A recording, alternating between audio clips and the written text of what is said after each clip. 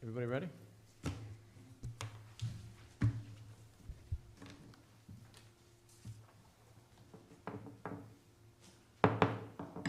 No, Smithfield Town Council, June 15th, 2022. Madam Clerk, will you lead us with the prayer and the pledge, please?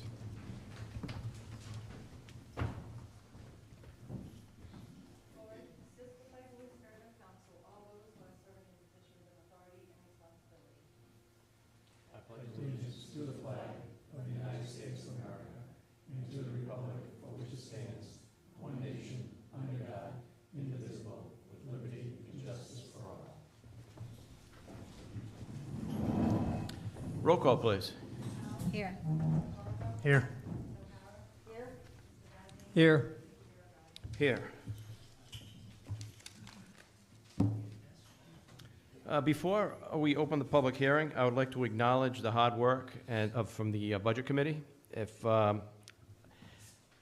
anybody's here from the Budget Committee, I want to mention your name, please stand up. Christine Early, Terry Bottomoli, Dominic, how do you pronounce Dominic's last name? Rignesi? Rignesi. Mary Beth Sosa, and the chairman, Douglas Ogier. You guys did a great job. I know this is a lot of work right here, and great job by everybody.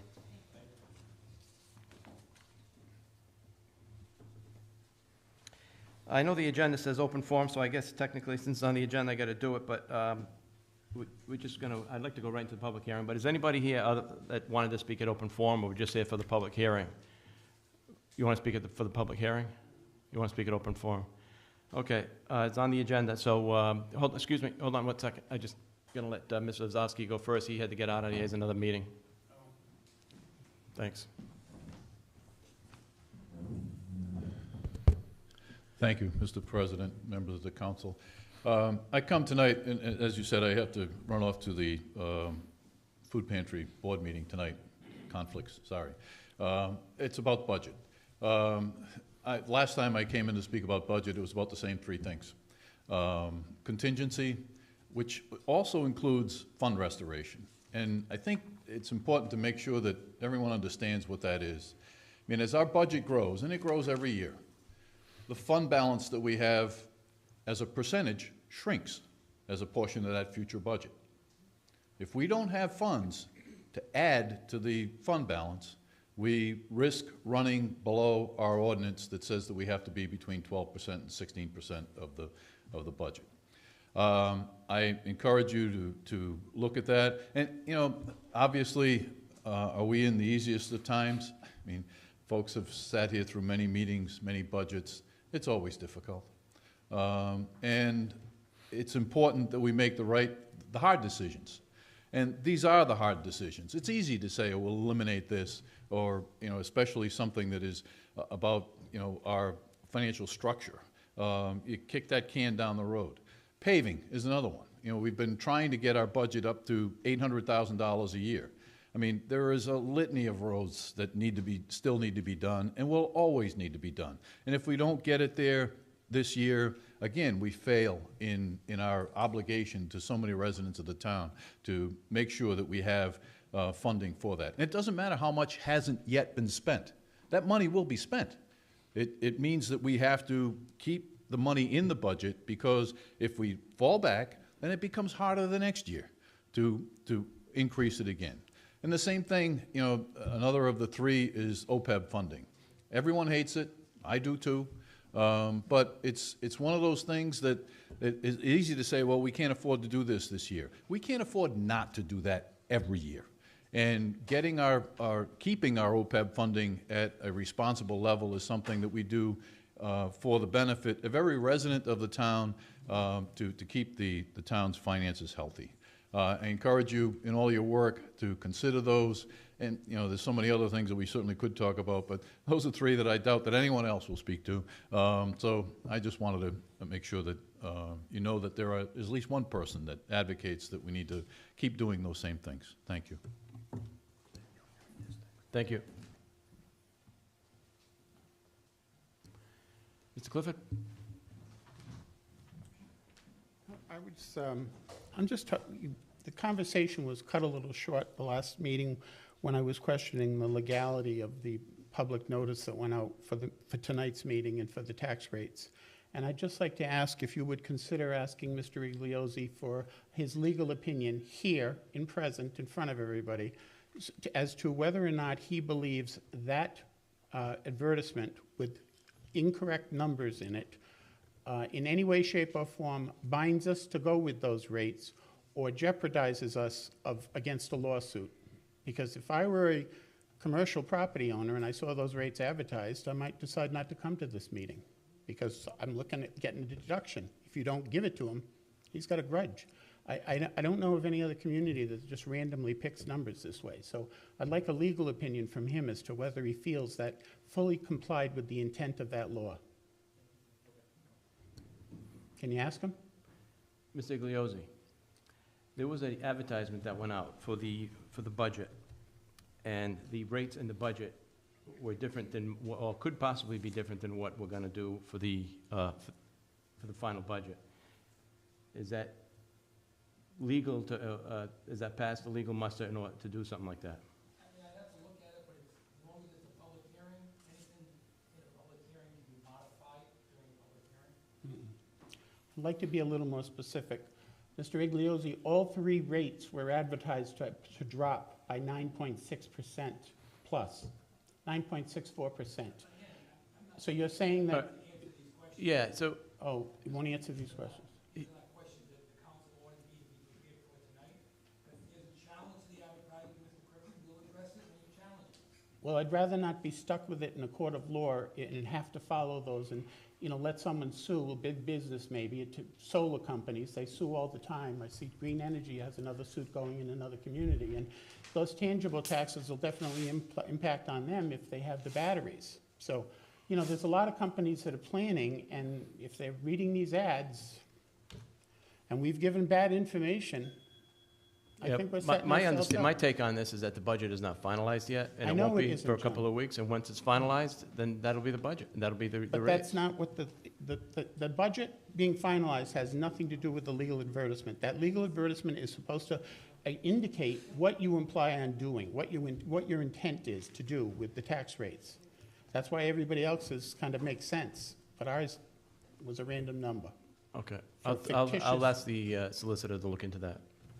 And I'd like to suggest that if he should decide that it isn't in compliance, maybe you could recess tonight's meeting until the 30th of June, and then in between then, put another advertisement in with actual theoretical possible rates, rather than just the 9.6, 9.6, 9.6, and just to cover ourselves in case there is an issue about it.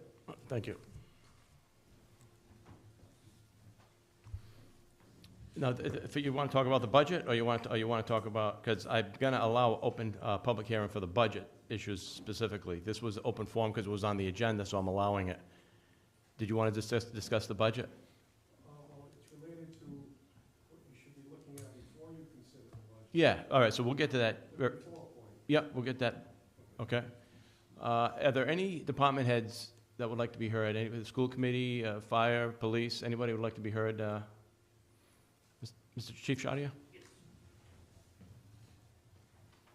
Oh, excuse me one second. I would like to entertain a motion to open the public hearing at this time. Mr. President, I make a motion that we open the public hearing at this time. We have a motion and a second to open the public hearing. Roll call, please. Yes. Yes. Yes. Go ahead, Chief. Thank you. Mr. President, I just wanted to address two issues in regard to the budget. First would be in the operations budget for North Smithfield Fire and Rescue. For several months now, I've come before the council about staffing issues and the problems that we're having and continue to have.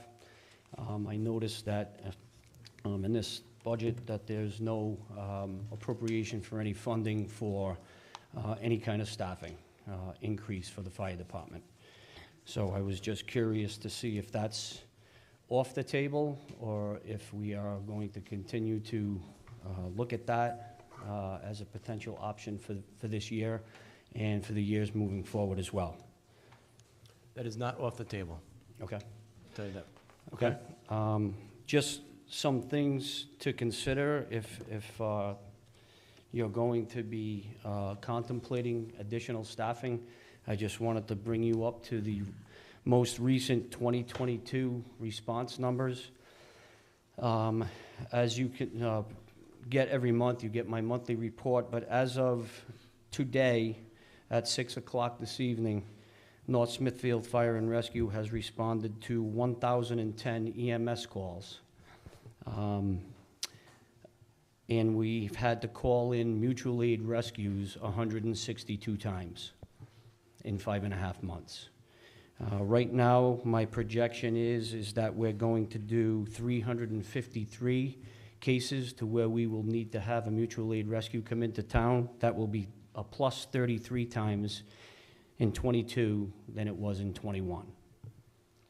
So those are the most current numbers that I have at this point in time while you're contemplating whether we're going to add some funding for staffing. This is an ongoing issue. It's not going away. We're in year 7 of this study and tracking of all the numbers, and we continue to post high numbers. So I would really like you to contemplate this seriously. Thank you. The other issue that I have as well is I see that in the capital budget that I had submitted, actually, there was 2 things. One's a minor thing. In the budget form, it says that the emergency generator for Station 1 was for $33,000. That's incorrect. The numbers were transposed. The cost of the generator is $42,500, I believe, is what I had. So just be aware of that. But with that said, I noticed that the generator was cut out of capital. Just to touch on what we've touched on before, again, these generators are 25 years old. The people that perform the preventative maintenance on them have told us that if we have some sort of a significant failure with either one of them, they probably are not going to get the parts to be able to fix the generator. We are looking for a replacement generator for Station 1, which is where our dispatch center is. If we lose power and we have a failure of this generator, or we don't have it because we're waiting for parts or can't get parts, that's going to affect our overall operation. We will not be able to answer phone calls. We will not be able to open doors to get vehicles out. I would also ask that you consider putting the $42,500 back into the budget for that. Understanding as well that the company that we would be ordering the generator from has indicated to us that we're anywhere between 12 and 14 months before we even see a generator. So if we can at least take a look at that possibility, that would certainly be helpful. Okay, thank you. Chief, hold on 1 second. Yes. Does anybody have any questions for the chief? Do you consider what I call weed one top priority as I look at the generator? I know how long they say it's taking, but I kept backing in, I think it's long. It probably is. Yep, Anything you put up there, to me, it's a necessity, not. absolutely. Yep, absolutely. Okay, do any members of the public have any questions for the chief? Mr. Apko? You get any federal money on this relief package, or did it all go to the municipal side? From the opera money, Yeah, it went all to the municipal side. so you didn't get any? We did not, no. Because it'd be a question of, could some of that money, federal money, be used to help them out? Because they run their budget every year, they go under budget. They don't go into a lot of problems with overtime, extra. I think it's a benefit to the town to take some of the capital money that the federal government is allocating. If there's any extra that you would think about the fire department. You got a supporter? All right, That's a bonus. all right. Thank you. Thank you.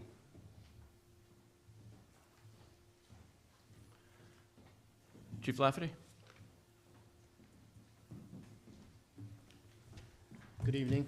I would like to thank the Budget Committee for their hard work, and I know it's not easy. I've been doing this about 8 years or more. So I'd like to start off by some explanation of the budget that I proposed. And like the chief, the fire chief, our numbers, I checked our numbers before we came here. We're up to 7,600 plus calls to service, and we're halfway through the year. With that said, I did propose to add one officer, which would bring our complement to 27 sworn officers. And the reason being is, some time ago when we implemented school resource officers, those officers were taken from the patrol division some years ago, and we never replenished those 2 officers. We do utilize them in patrol during the summer months when school is out, but school starts up like the last week in August, and with family vacations that they may have a few weeks in between the last week in June and the last week in August, it really doesn't create an impact as far as overtime or just manning the 3 shifts. So with that said, we're really down 3 officers. We're down 1 that's going into the academy in August, and we've been down 2 patrol officers for 3+ years. And you can only measure that impact with the amount of overtime that gets budgeted and the percentage that we go over every year. Not that that's a direct correlation, however, I see, and let's throw out the COVID years and the year after COVID, the 2019 year, we had 900 plus arrests. And when you compare that to the size of our department and the size of our population, which hasn't changed a lot, that skyrockets, like in FBI statistics, which was brought to my attention in an email a couple of weeks ago, that we're considered, on the list of the top 10 places in Rhode Island. I don't know if you've seen it or not, of being a dangerous place, which it's not. However, the amount of arrests the department makes per capita population, it's way off the scale. With that said, looking at it this year, I'd like to incrementally, and these budgets were proposed or put together on my end through January and February. A lot has changed then with fuel cost and inflation, going through the roof. I live in town. I've lived in town for 20+ years. I pay a lot of taxes, and I get the tax burden, and I fully understand the citizen end of paying property taxes. However, I think the town has to, and I don't want to take our officers out of the school program. I think they do a great job, and I think they definitely should be in place in the school. But I do think we should backfill those positions incrementally through the next couple of years, not all at once, until we get to full manpower, which is, statistical data. We haven't had a crime study, but we did a while back. But the amount of work, the amount of overtime, and when you compare that to the population, we're statistically an anomaly because of the work that we do on that side of town compared to the full town, right? So that, I just want to explain to the Budget Committee, to the Town Council, and Town Administrator who proposes their own budget, where my science came from. So I'd like to see us get incrementally back to, I would like to put 3 officers on. Again, just for the mere fact of replacing those 2 bodies in patrol for most of the year and bring us up to a full complement of 27, not including the SROs. The next thing I'd like to jump to is capital. I changed my capital request, one of which is a patrol truck, which we wanted to utilize when we have a commercial truck squad fully operational, which takes a 1.5 years or so of training and implementing certain vehicles and scales and having those officers or officer trained on the scale. I spoke with Mr. Pendergast. We're going to work at maybe the department getting a truck from Highway that's going to be put out of commission for them. But for us, we may be able to utilize that in a commercial truck squad unit, because usually it's just basically to hold equipment. It doesn't really go on high-volume Code 3 response calls. So I think we can probably work on that in the upcoming year instead of purchasing one. And again, I know, with inflation and the amount of money everything costs, we don't have to, I would like to not put that in my capital request. The other item in my capital was parade blouses for the officers for any kind of award ceremony, parade, and whatnot. I spoke with the union, I spoke with command staff. We're gonna take that off the docket. I'm gonna work with the union for fundraising and maybe with the community events, and just get certain uniforms that will be reused for, and kind of sized so that if we do have people in a parade or any kind of ceremony that we may have, those will be available. One thing that was not put into my capital or for the budget committee was a message board. We have one now that is constantly breaking down.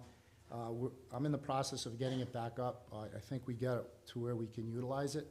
But we had a parade this year, and I had to beg, borrow, and steal signs, and we had barrels. We had enough equipment, so it was a success, I think. And the traffic flow was good. The signboards were effective. So it's always the +2. So if we have one that's down, I'll be able to utilize the second message board. I think they're very important. I know last meeting there was some concern about the athletic field and having a message board that said there's a event coming up, watch traffic, caution and what have you. And I know I was actually a witness at that trial.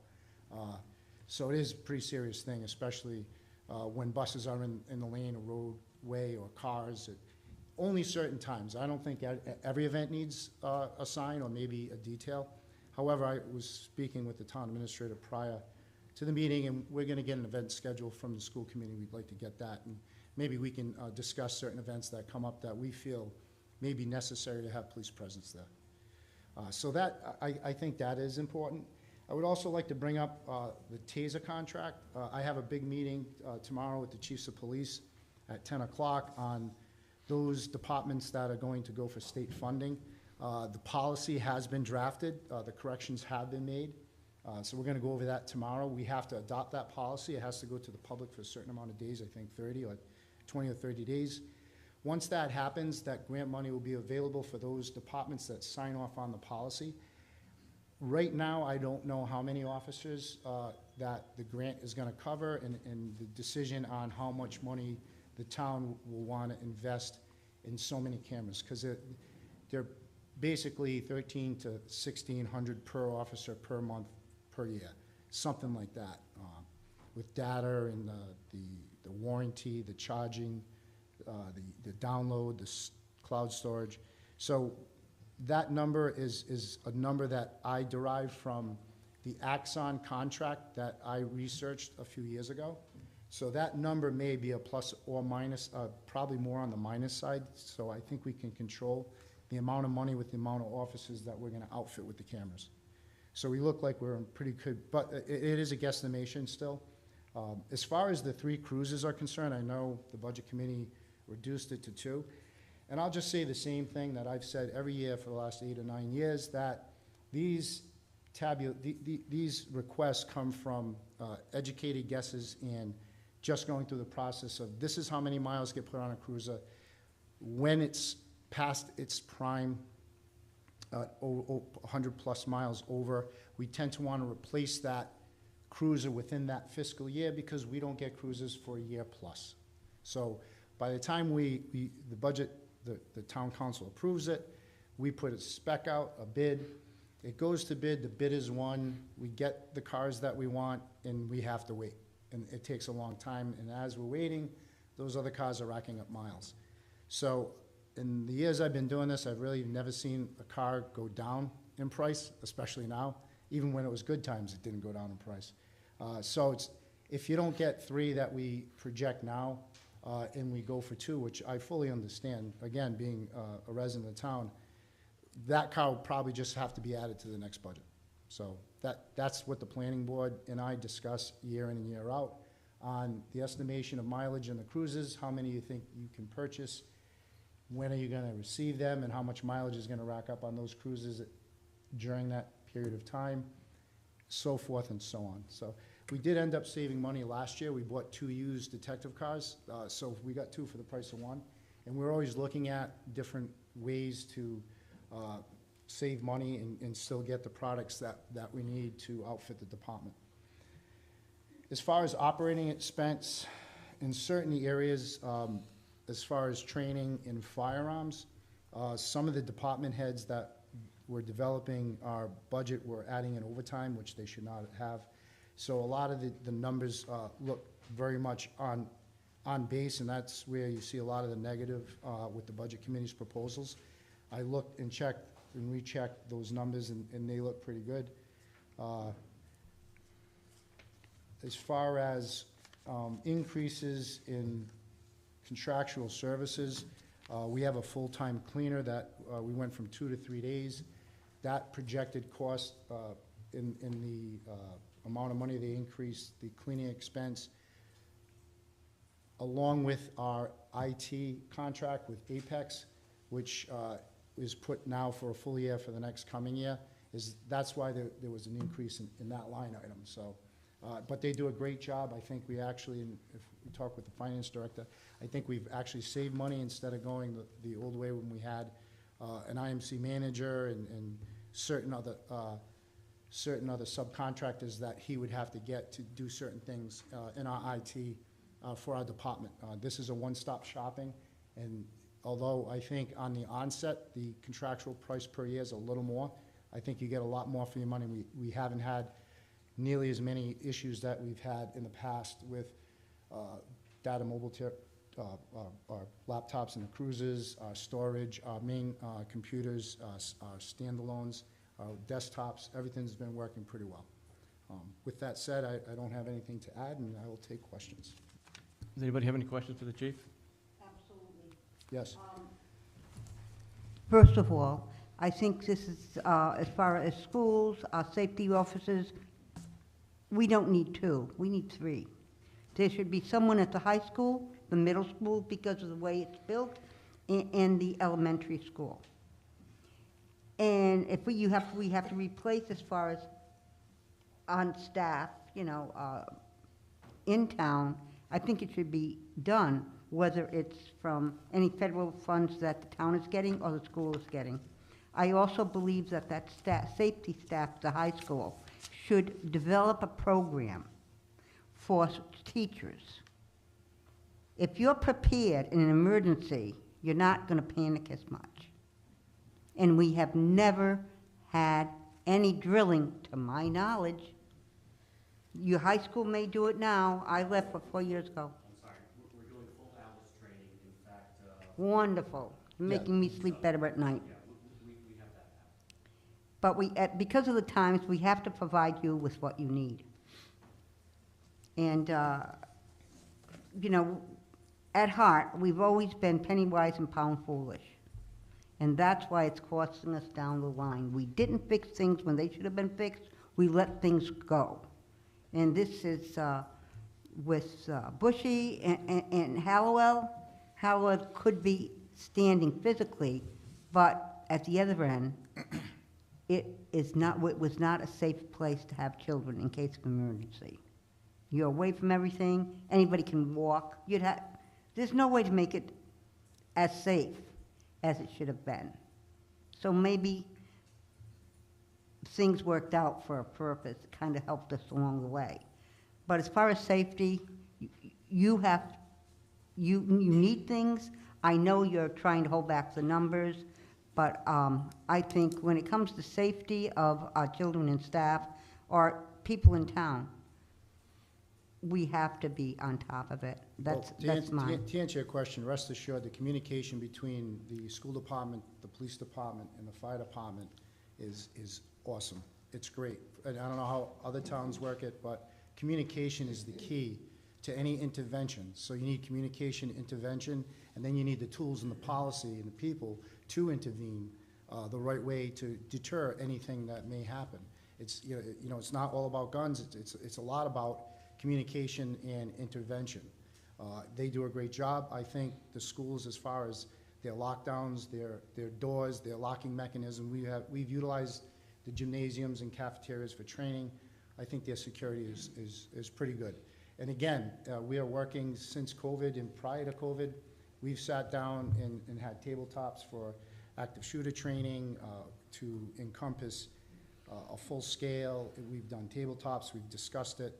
We're working towards in the future for this year. I can add to that. I just got the go-ahead to use one of the professional days next year to work with you, fire department, school department, bus Great. company, to do full district-wide training, drill, and evacuation. Right, and I just, rest assured, I think the town's in a really good spot. And we've had instances where communication has been great, and we've been able to get people help, or, intervene at a level that, especially with our school resource officers, that didn't rise to the level of any crime or any incident. So we do work hard. I know the school works hard at it, and our SROs, I know, work hard, and they're constantly calling our command staff when whoever's in charge on that day. Well, I can tell you, the time I've had contact with, as I call them, safety officers, they've got a great attitude with the public, with the children, and with staff, and people see this. Right. So that's a plus right there. And the kids are great. Well, yes, every day they're great. So, Chief, When they go to she's school. right. You need 3, though. yeah, I'm not saying we don't need 3 because of the geographical area of each school, but it can't come from the rank and file. I mean, we've already taken 2 officers off the road and implemented them in the school, and that hasn't been backfilled. It took time, to work out their schedule and go through a period of time that, they are away from patrol. And it's been approximately 3 years, I believe. So I think, in my professional opinion, looking at command, staffing in the patrol division, because, we have command staff, you have administration side, but the patrolman, that's the most important part of a police department, and the amount that we have on each shift, I think, should be increased due to the fact of the amount of work they do. If the town wants to put an SRO in the elementary school, that is great, but I wouldn't want to take it from the patrol division or from the rank and file now, because it would just deplete us another body. So that means you add staff. Excuse me? So that means you have to add staff to replace those used. Right, I put in for Town. one additional person, but I want that patrol officer to be in the patrol ranks. If we wanted to add a second as an SRO, that's fine. So what would happen in that instance, it would go to the rank and file first, and then that new officer would backfill the patrol. He would be the junior patrolman, or the, most junior patrolman in the division. Right. Does anybody else have any questions for the No. chief? Chief, I just have one question. Yes. On the revenue for the police station, do you do the revenue also, or just expenses? I don't know what you're saying. You mean what's taken in through the The police revenue- department? yeah, Like so the- licenses and Yeah, so cruises? miscellaneous receipts, it seems like every year there's a shortfall in that revenue line item, so I'm just wondering, what is the miss every year in that line item? Miscellaneous receipts? Mm-hmm. It's always budgeted at $20,000, and this year, right, as of March 31st, we're only at 2,000. So I'm just wondering, what is that miss that we're, What line, what are you looking at? it's the revenue, so it's accident reports, pistol permits, detail administration fee, Oh, and okay. miscellaneous receipts. So I have an up-to-date sheet, last date, May 30th. So I have up-to-date now. If I'm reading it correctly, and the finance director probably would know more about that, is, it's plus $16,000.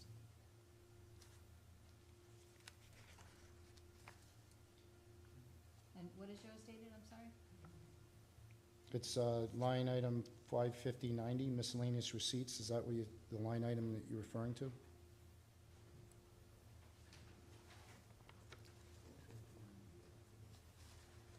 $459. There were 4 line items. Yeah, there's 4 line items that go into it. Pistol permits, Right. detail, administration fees, and miscellaneous receipts.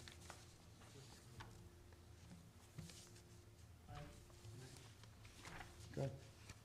I looked at the same thing Ken's asking about, but I also looked back to see what the 3 previous years were, and they did take in 29,000, 29,000, and 23,000 for the 3 previous years. It just seems like this year, they hadn't collected that much year to date, and I was just wondering if it just hadn't been turned over to the business manager as the time this was, or if they are gonna come in under target, because they, the budget committee is loaded with 5,000, if it's just because simple, you know, if it's, your money hasn't been accounted for yet, in the county.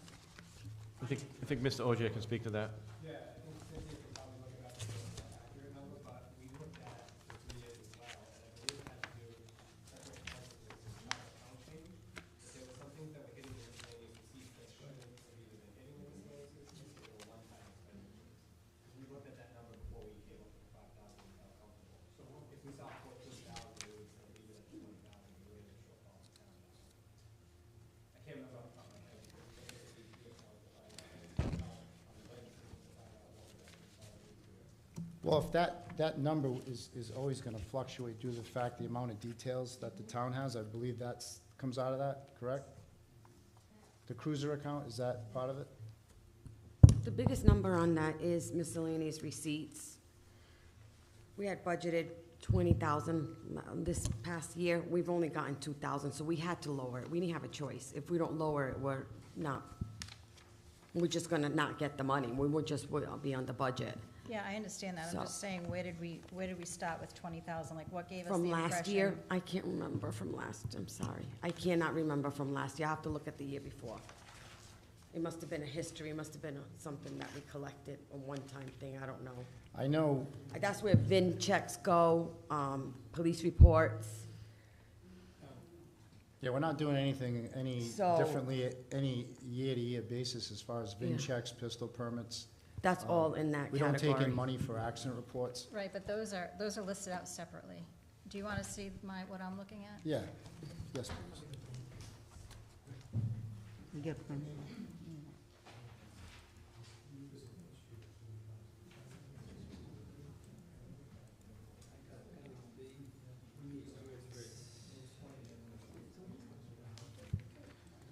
Yeah, I'd have to get back to you on that. I don't know why that is. Okay. I don't, usually they estimate that, the finance office does that.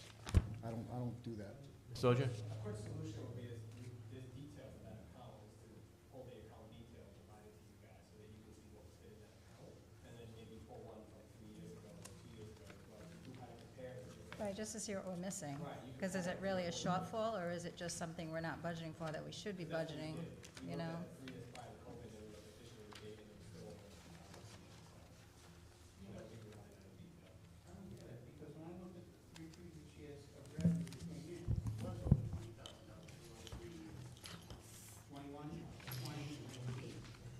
Came in 29,000, 29,000, and 23. So this year is the decrease, but is it an anomaly, or is it? It was the coding issue, DJ. It was the chart of accounts, it was the coding. It was a lot of court fees that were put into that in 2020, that was a mistake, so in 2021, we didn't catch it. We still budgeted 20,000, it wasn't, we're not gonna get 20,000, so this year we fixed it. That's what it comes down to. Right, and I usually don't guesstimate. So, yeah, She does. so. Can I just, so on the 3-year budget to actual, so miscellaneous receipts in 2019, we actually had 29,638, so close to 30. Those were incorrectly posted. Huh? Those were incorrectly posted. Okay, and then 2020, we had 21,660. That was incorrectly posted too? In 2020? Yes. What happened was all the court fees were going in there. When we changed the chart of accounts, we made it more to the municipal. So we just corrected some. So now we should see an increase in revenue in the court? Is that what you're Right. saying?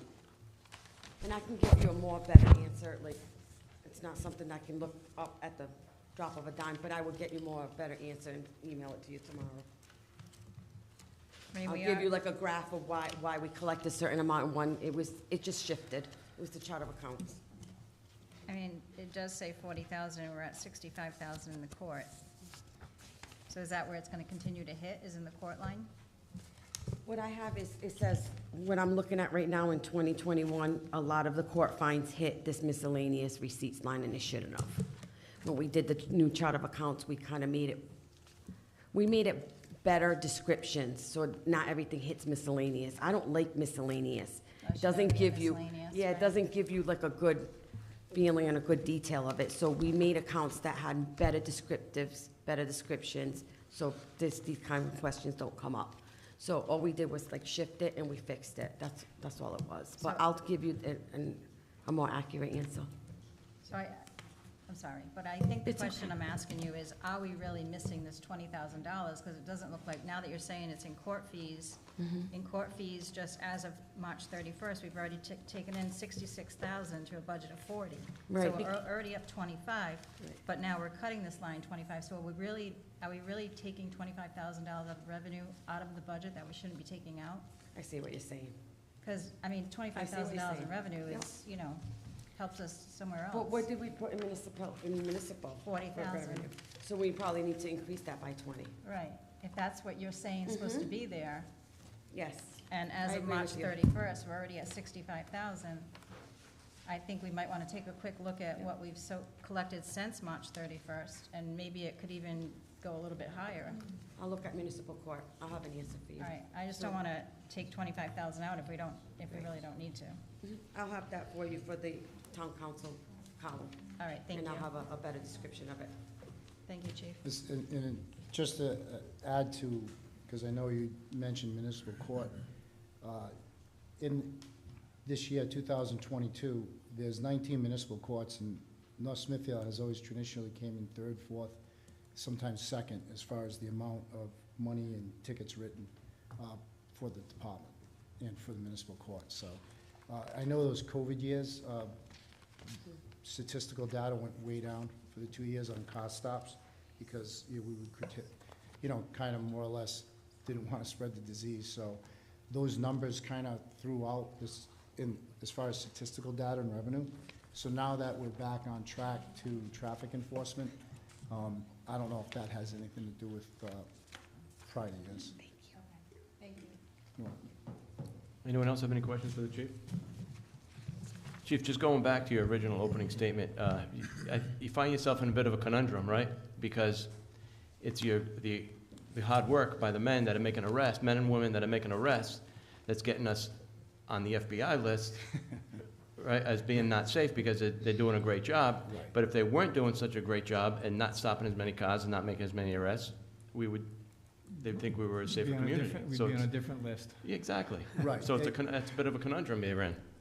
Yeah, exactly, and a lot of that spills over into, racial profiling data as far as, our location in the state, the motoring population, the amount of activity on one side of town as to opposed to another side of town.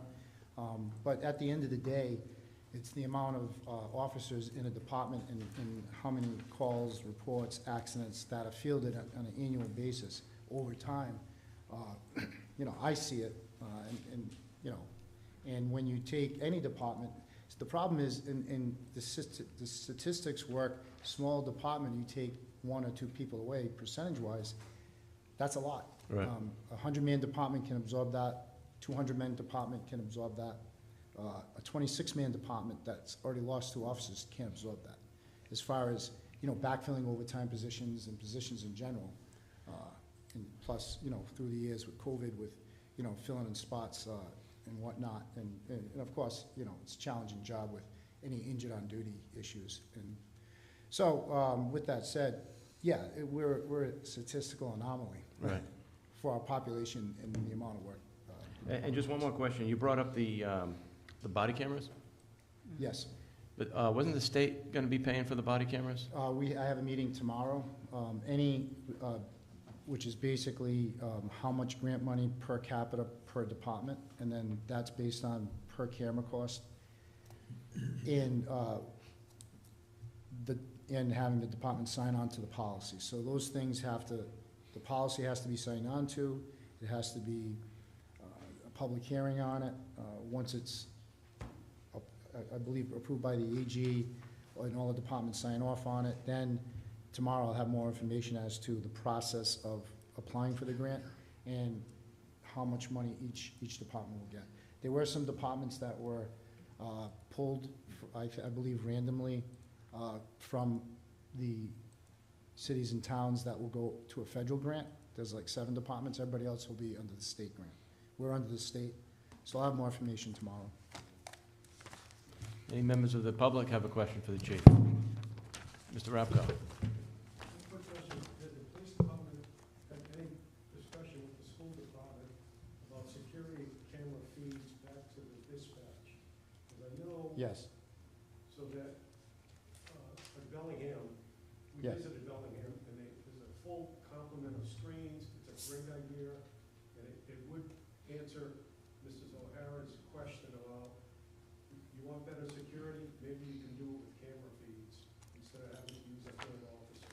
It's a good possibility, and a lower cost, so it's good news that you're having. We've had discussions, and I don't want to disclose too much information, but we have discussions on that. and- Follow up on that. The second one is Walmart. If you go to Walmart, there's a lot more security visibility. Whether it's working or not, I don't know.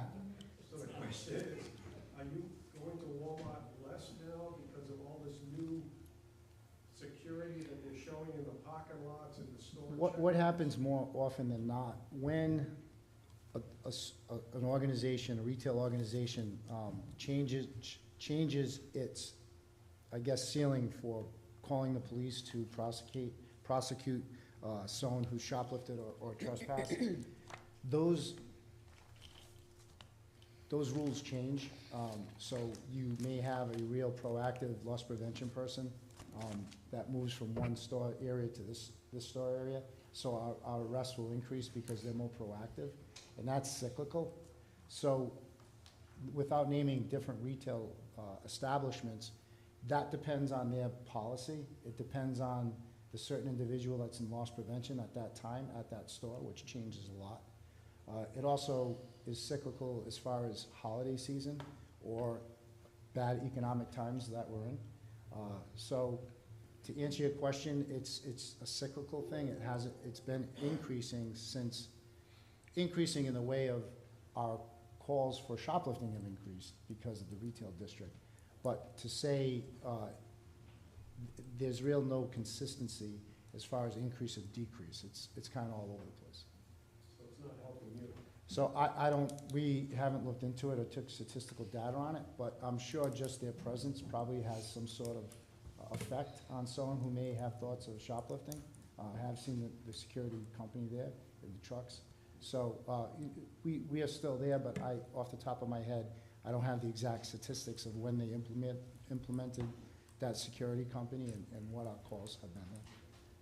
The next question is, if you go on 146, there's a truck stop where we used to see state police with scales. We don't see the state police anymore. You don't see the truck stop being used to monitor trucks for weight capacity and brakes. They have been there.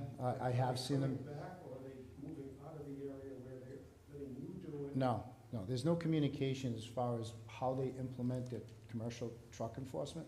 They're periodic, they're sporadic, they go everywhere. But they don't, I've just saw them, they were just out there like 2 weeks ago. I've been pulled over, I've been pulled into one with my trucks, waved into them by, Yeah, so Oh, to yeah, answer they're your there. question, it's random, and it's up to the lieutenant in charge of the commercial truck squad where they go. But there's been no communication between our police department and the state police as to say, you're doing this now, we're not gonna go there, so, no. Some of the workload that you want to use for truck scales, could that be moved over to state police where the state police would get more involved instead of you having to do it? Well, here's the thing, not that, I'm not speaking for the state police, but a lot of people, because they're such a great organization, think they're everywhere all the time, and they're not. There's a big state, and there's not that many officers in the commercial truck unit, and they usually get pulled to where they get pulled, maybe from a project, particular complaints. But, no, we don't have them, we don't request them to come to sit on the highway for us. They do their own thing. And if we were to implement, which we have, stopping trucks and enforcing certain overweight and truck violations, we would just do that on our own. We haven't coordinated with them as of yet. We should be coordinated. We discuss it, but there's no, we're not in charge of the commercial truck squad, you know what I mean? They have their own rules and they go by their own schedule because they're in charge of the whole state. When they're in North Smithfield, they're in North Smithfield. When they're in Smithfield, they're in Smithfield and whatnot, so. You're welcome. Sal? So that was gonna come back to my question is, I'm just wondering how the truck scales got onto the capital budget, because it wasn't through planning, so how did the administrator and the budget committee get them onto the capital budget if it wasn't presented to planning or through you? Well, at the time, the scales that were in our possession were given back to the Department of Transportation, and the person that was being trained, there was some confusion as to the certification, the training. There is a training lined up with the Department of Transportation and the Academy, Police Academy, for scales training, which is a certified course. So those officers are going to be sent there, will be certified. They don't have a lot of scales in the state. You need, they say 4, I've heard using shims, using 2. It's kind of a runaround where the scales are given out, sometimes they're not given back. So for what it costs for the scales, and if we're going to train our own men and women, we don't have to go through DOT, we don't have to go on a waiting list. It's kind of a, I think it's a transition that the Department of Transportation and the commercial truck squad are having as far as how many scales are out there, who has them, and when they can be issued. So if we had our own, we could just kind of control our own destiny in regards to implementing a commercial truck unit that weighs trucks. Chief, it might So be that worth- information wasn't at planning at the time. Chief, it's worth mentioning, though, that those scales, $13,000 for scales in one day, that could be, within the way the fines are for overweight vehicles, in They're one day, that exorbitant. could be paid for. Yeah, yes, but the way the fines are divided up, I don't think it's that even or equal. Okay. So, Mr. President, if I may make a comment. The chief, it was after the planning board had a chance to review these things, and chief had the idea of coming up with weight scales. If you also look in your budget, the proposal was for a commercial enforcement truck. And I think chief got together with Director of Public Works, and if there is a pickup truck that can be utilized. reallocated, the chief will have a pickup truck to do it. But then, of course, now in further research, the chief told me that the weight scales can go in the back of an SUV cruiser. Is that correct, chief? That's what we're doing now, but they prefer to Yeah. have, a truck is a little easier to work with when you're taking equipment in and out. So you have to figure, too, that I've received a few phone calls from residents saying the trailer trucks have increased over on Route 104. People, truckers are trying to avoid the tolls. I always thought the time was money. It'd be better to pay the toll, but they're getting off trying to avoid the tolls on 146. So in essence, this is a public safety issue because once the word gets out to the truckers that the town of North Smithfield has weight scales and they're out there, just stay on 146. It's basically what it comes down to. Mr. Clifford? I'll ask about the weight scales too. We had them before and they were taken away. How many years did we have before they were taken Can't away? take them away if you hold them. Months, not years. Months? Yes, Months. months. And did they ever take them back from you for, just they needed them for another town or something? They were reissued back to the Department of Transportation because the training had seceded for the person that was in our department. So he was gonna be trained at a later So they date. weren't taken back from your department because there was somebody using them who wasn't certified? What they do, once they go back to the Department of Transportation, they can go anywhere. And usually they do. And then when you try to put your name on the list to get them back, it takes a certain amount of time to get them back, if they can find where they are, and if they can actually reissue them, recalibrate them. So that's why I felt that for the amount of money it is, and being one of the top 3 or 4 complaints in the town is truck traffic, then I thought the department or the town should make the investment and address the trucking issues in the town. I prefer to get the equipment from the state police or the DOT or DOH or whatever it is that has them, if they're available for us, because it's my understanding that they were taken away because we were having officers who weren't trained to use them. So that's the only reason why we're spending $13,000. I'd rather get them back, do it the right way, get the training done, and we don't have to spend the $13,000. Well, the impression that I get is that it's not like the scales at DOT just waiting to be passed out. No. It seems like they're floating around the different departments. Yeah, they are, and you never know when you can get them. Right. What's that? If I may, Mr. President, the chief has already explained that he's going to have officers be trained and certified in the use of truck scale, so it's not a case that officers will be out there untrained. Okay. Anybody else? I have a question. Go ahead. Professional services, is that the one you were saying went up so high because you're adding the IMC manager into that? Is that why that jumped up so much? Is an IT company. So you're outsourcing? And there's a cleaning company that cleans the department 3 times a week, which was only 2 times a week in the prior budget. Okay, and I just have to say this, looking at these numbers and seeing the prior expenditures, the expenditure, the community administrator, and the budget committee, I think the budget committee was more in line with the 3-year expenditure history. And so the one other thing I would like to discuss is the overtime, and this is a pet peeve that I've had since I chaired the budget committee, and if you go back through the old budget committee reports, you'll see that time and again, our reports included a request that the council investigate what the issue is with the overtime. This overtime sheet, this sheet this year, the budget proposal is for $294,000 for overtime, roughly. The prior 3 years, we spent $243 in 2022 up to date, year to date, but the prior 3 years, it was $289, $225, and then $303. It's always, since 2014 or 12, when I started being on the budget committee, it's always been a number that bothered members of the budget committee at that time when we looked at it. And we questioned the chiefs for the years as to why it was so high, and we got one excuse after another. Every year was a different excuse, and we heard, oh, well, the tire, and the replacement doesn't come on board right away, and then we looked at the calendars to see, okay, when was the last hire and when was the retirement? And there was no big problem with that, so we dismissed that as the reason. We really don't understand why this overtime keeps going up to the way it is. And then we were told, okay, let's do away with the civilian dispatchers. If we do away with the civilian dispatchers, the overtime costs will go down. They went up. Now we're back to civilian dispatchers. So we did put in the budget committee report several times asking for a study to be done, independent study to be done. Why is that number so high? And we think there may be language in the contract that triggers that number to be so high.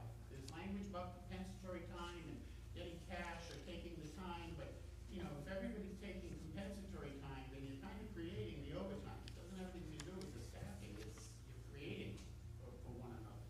And if then somebody has to replace you because you took your comp time, and they're already at overtime, but it's getting ludicrous. And I want to point out that it's my understanding, and please correct me if I'm wrong, but my understanding is this 294 does not include the detail line earnings, the earnings from details, because I got the W-220s, but the W-2s from 2020,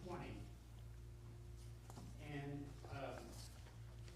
this is, I'd like to give it to you because maybe, if you see it, you'll get it, because it's out of whack.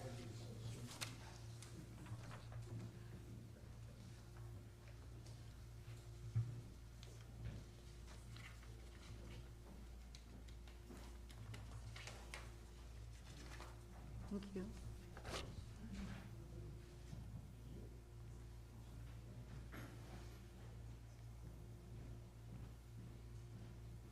These are the W-2 earnings from 2020.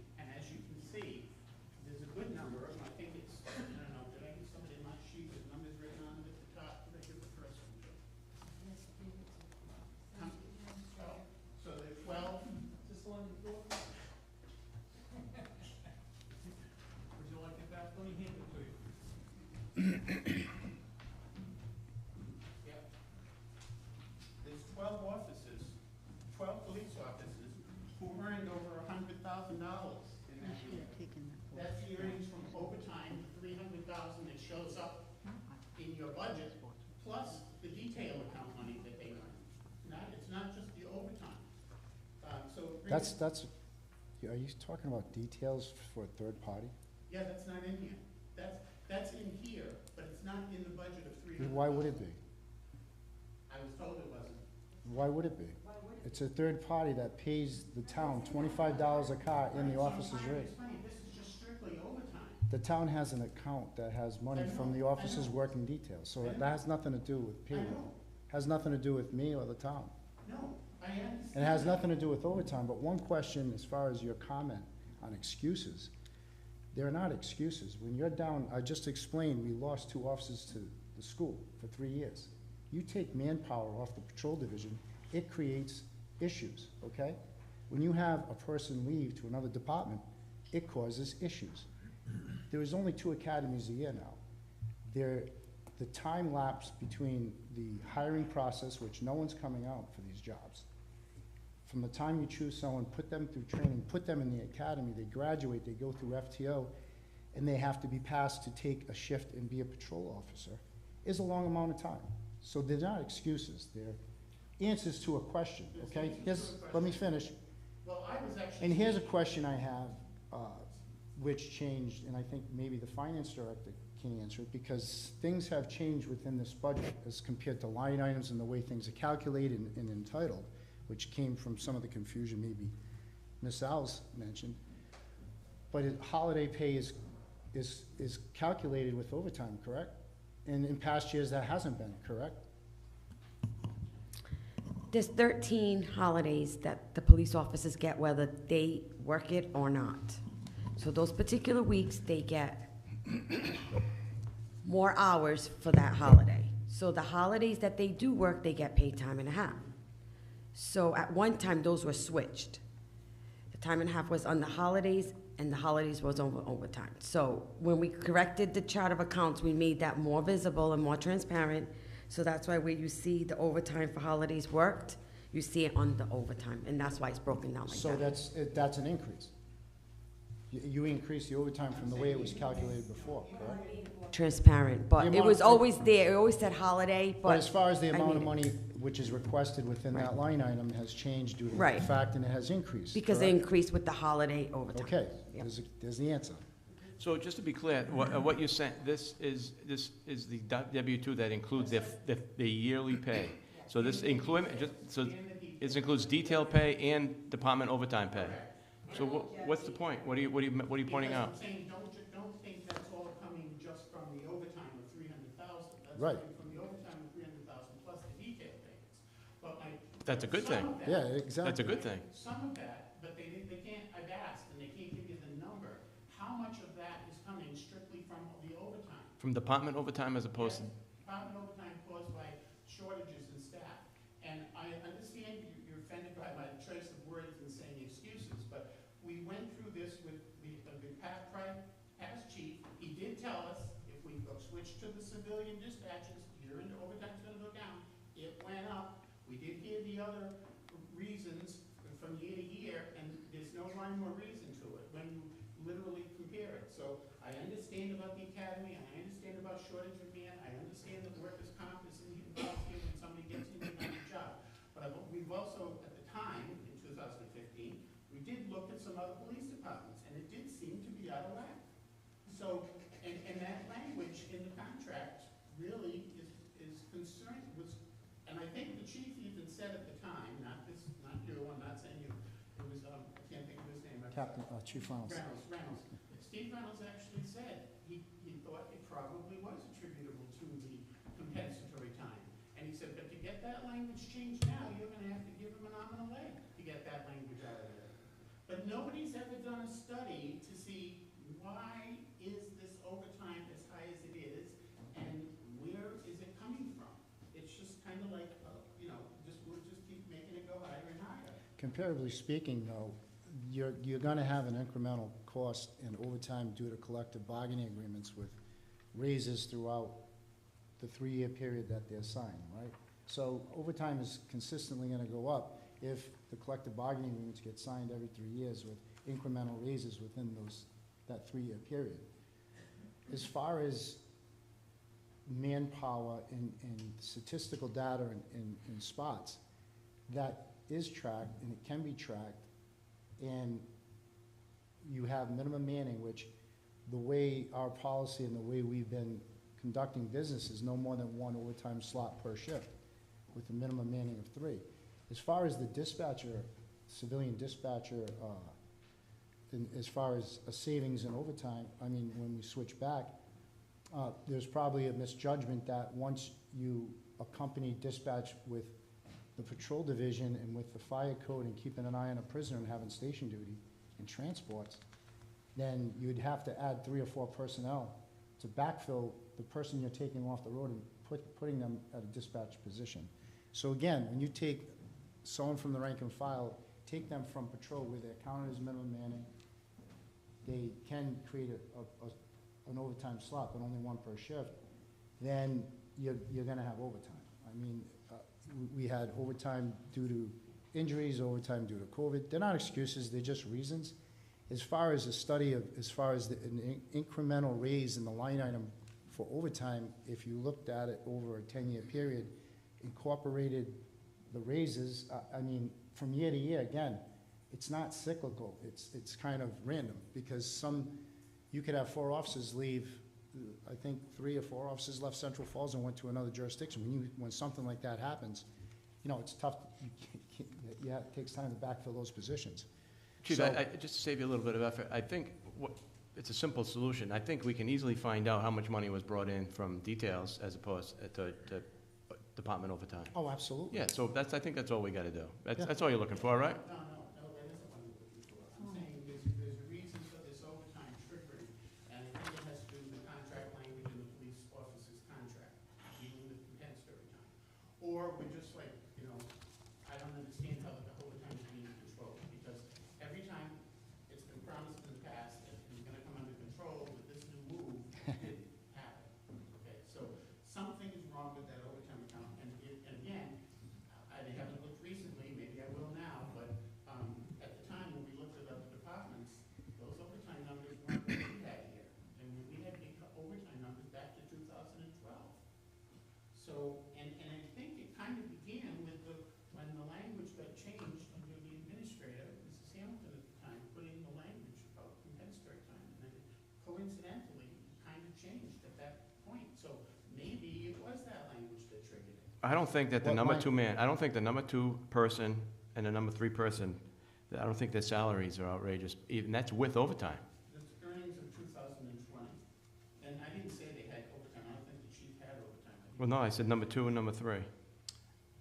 I don't think that's outrageous at all compared to other departments. And I want to say that those numbers are a little, So you think $300,000 for a police car of this size is an adequate, No, I'm looking at individuals. I'm saying the number 2 man made $112,000.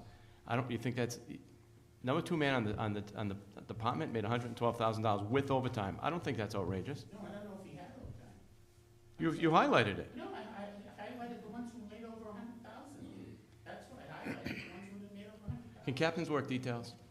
yes. It's with overtime. And he's a prosecution officer from time to time. It's big, overtime slots as far as, I could be here for a whole night. If there's, say, we need to transport a prisoner because they need to go to the ACI over the weekend for a warrant, because we don't want to house them, because we don't want to create overtime. So we transport them. That's based on seniority. The senior guy will call and we'll go down the list. So that's kind of random. So even if you're a captain, you can still work a detail, you can still take an overtime, but certain amounts. So they can't sign for a patrolman's overtime because it's from the patrol division. Because a while back, we separated command staff and uniform patrol. So orders for lieutenant sergeants are for lieutenants and sergeants and senior officers that can take a shift if they have over 5 years' experience. And patrolman order sheet is for patrolmen that aren't 5 years and aren't part of command staff. So there's a lot that goes into it. I think the most important issue as far as any management right to control overtime is to only allow 1 slot per shift but that can't include any kind of sick time, or family sick time, or injured on duty time, or COVID time. So you can have 5-man minimum, you can have 10 people on the shift. It's the amount of people that you can restrict that take that day off that you can control overtime. Without that, some departments, a whole shift can take it off. A whole shift. You have 7 people on a shift, the whole shift can take it off. 7 people will be ordered or have an overtime slot.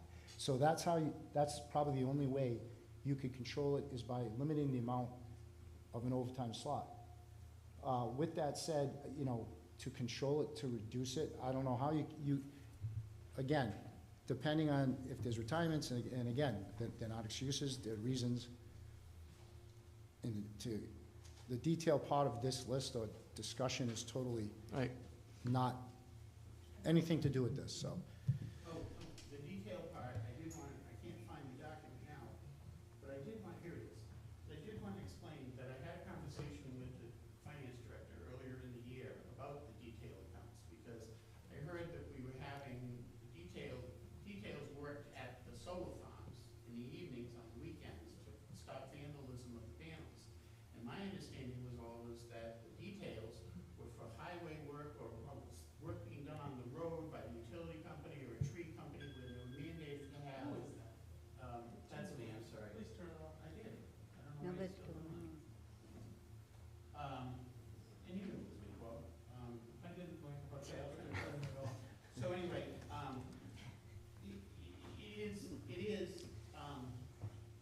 when I called to ask her about it, I said, I don't understand why a private company would be hiring a detail through the police department in North Smithfield versus getting one on their own, except that it probably is cheaper for them to do it this way, because there'd be no incentive for this. And we went over the numbers, and I questioned whether or not we were even charging the amount that would cover the detail cost.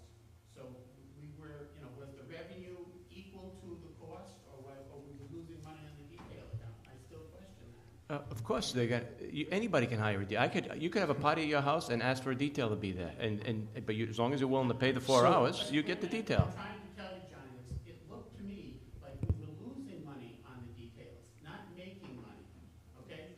And there's been no study done to show us what the exact cost is of the detail when you put in the administrative costs and everything else that goes with it, and then what the revenue is. And today, I went to Lincoln's budget to look for something, not even related to the police department, but when I was filing through it, here it is. And Lincoln has a police detail revenue and expense estimate, and they're showing it's running at a deficit of $195,000 this year, because the revenues aren't equal to the, So let me explain to the public how it works. So a detail, for lack of a better term, we'll call it a detail. A detail is any officer that's hired by a third party to direct traffic for public safety, or to just have the presence of an officer at some kind of function. They reach out in the whole detail system. As far as the contact person is the detail officer. He is a union member. It's not controlled by the town. The rate is not controlled by the town. It's purely controlled by the union. They get paid through payroll, and the subcontractor or the third party pays the town. That's how it works. The town charges a certain amount of money for a cruiser that's being used on the detail, and that goes into a separate account that's accounted for and tabulated. And the town council and the town administrator allocate those funds where they feel necessary within the budget. With that said, the town has really no discretion or control over what the hourly rate is. What we do have a little control as management rights of where that officer goes to take that detail. We do reserve that right in certain venues they aren't allowed to go, or they don't go because it's either unnecessary or it would just put them in a tough situation. So that in the past, not under my command, details have been turned down by management or the chief to say, no, we're not gonna get a detail for that function. But it's controlled, monitored by the union, and it's paid through by the town. I get it, but my point is,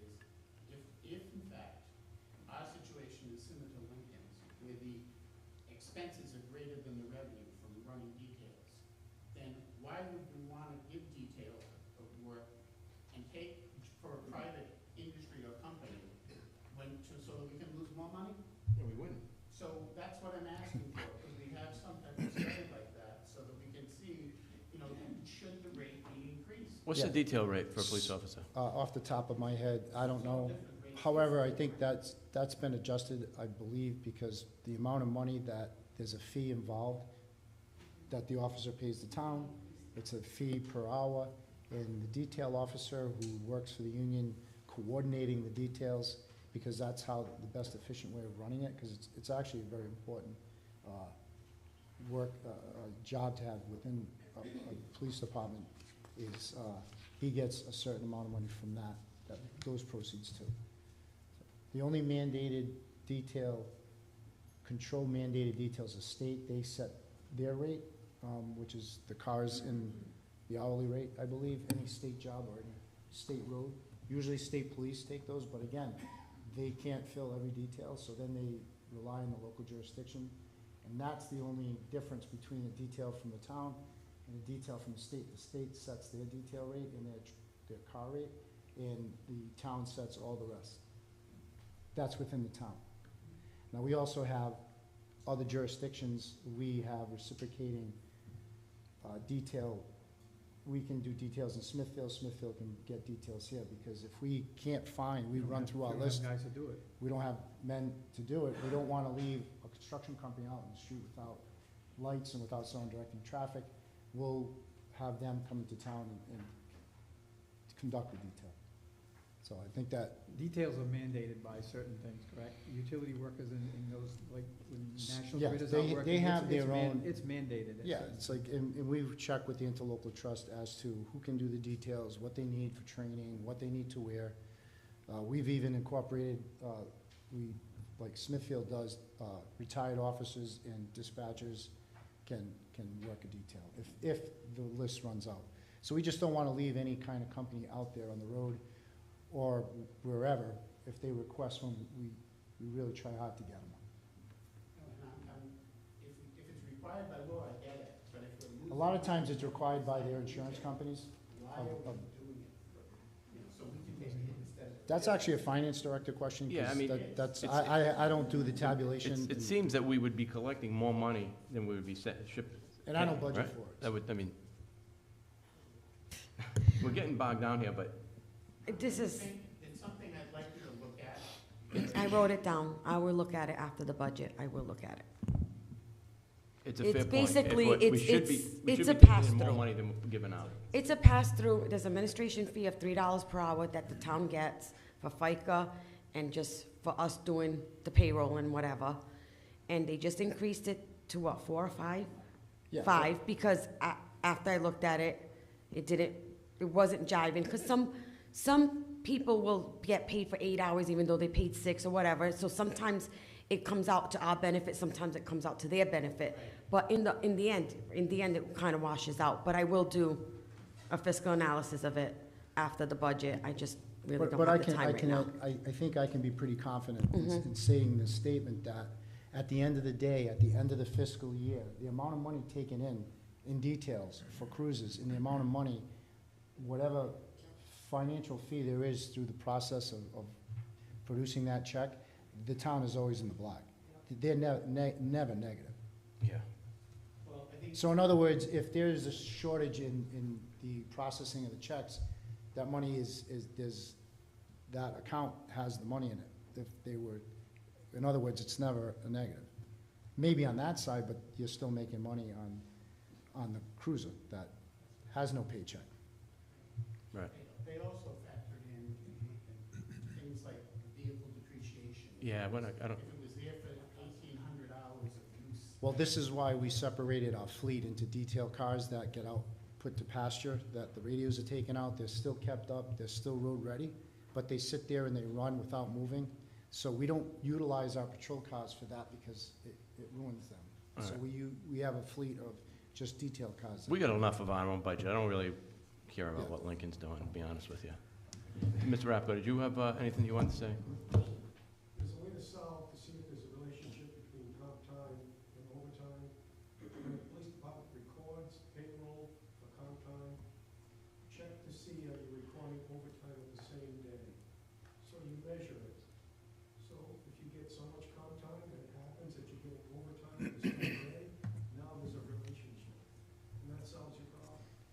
So, as far as the comp time, yes, comp time when it's taken may or may not cause an overtime slot. There's some comp time that I deny, that I can deny, some I can't, But if you do give it, but, you yes, measure to see if overtime is happening at the same time? right, absolutely, yes. Can you do that? Yes. Can you measure it? Yeah, we have a detailed overtime slip, and I have a captain that So you looks at it measure on a so you monthly see basis. If it's happening at the same time. If it's not, then it's not a problem. Do they know what the overtime is for? Yep.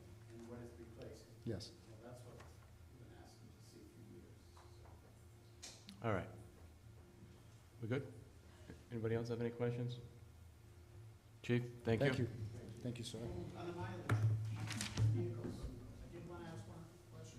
Has the council or the budget committee reviewed an inventory of the vehicles that the police fund has that they're looking to replace with the mileage on them? Because at one year, they were looking to replace a vehicle that had very low mileage, and we suggested buy the computer equipment instead, because this is crazy. But I just like Well- reassurance that you're looking at mileage. Okay, so operationally, what I described as far as the supply chain, we kind of asked for vehicles ahead of time, estimating that the mileage is going to be put on.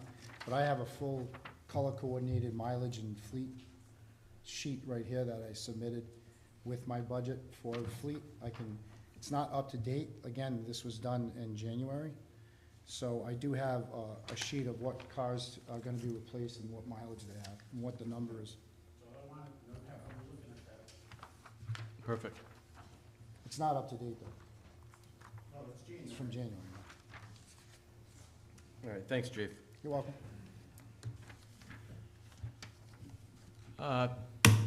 Members of the school school board, you're up.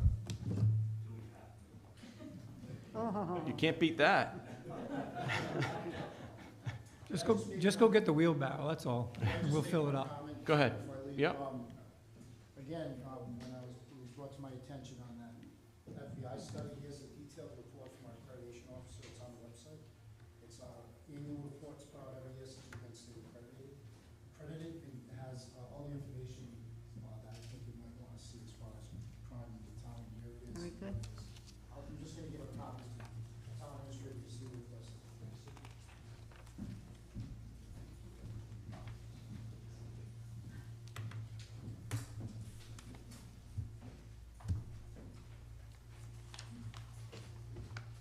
Please take this, go up to.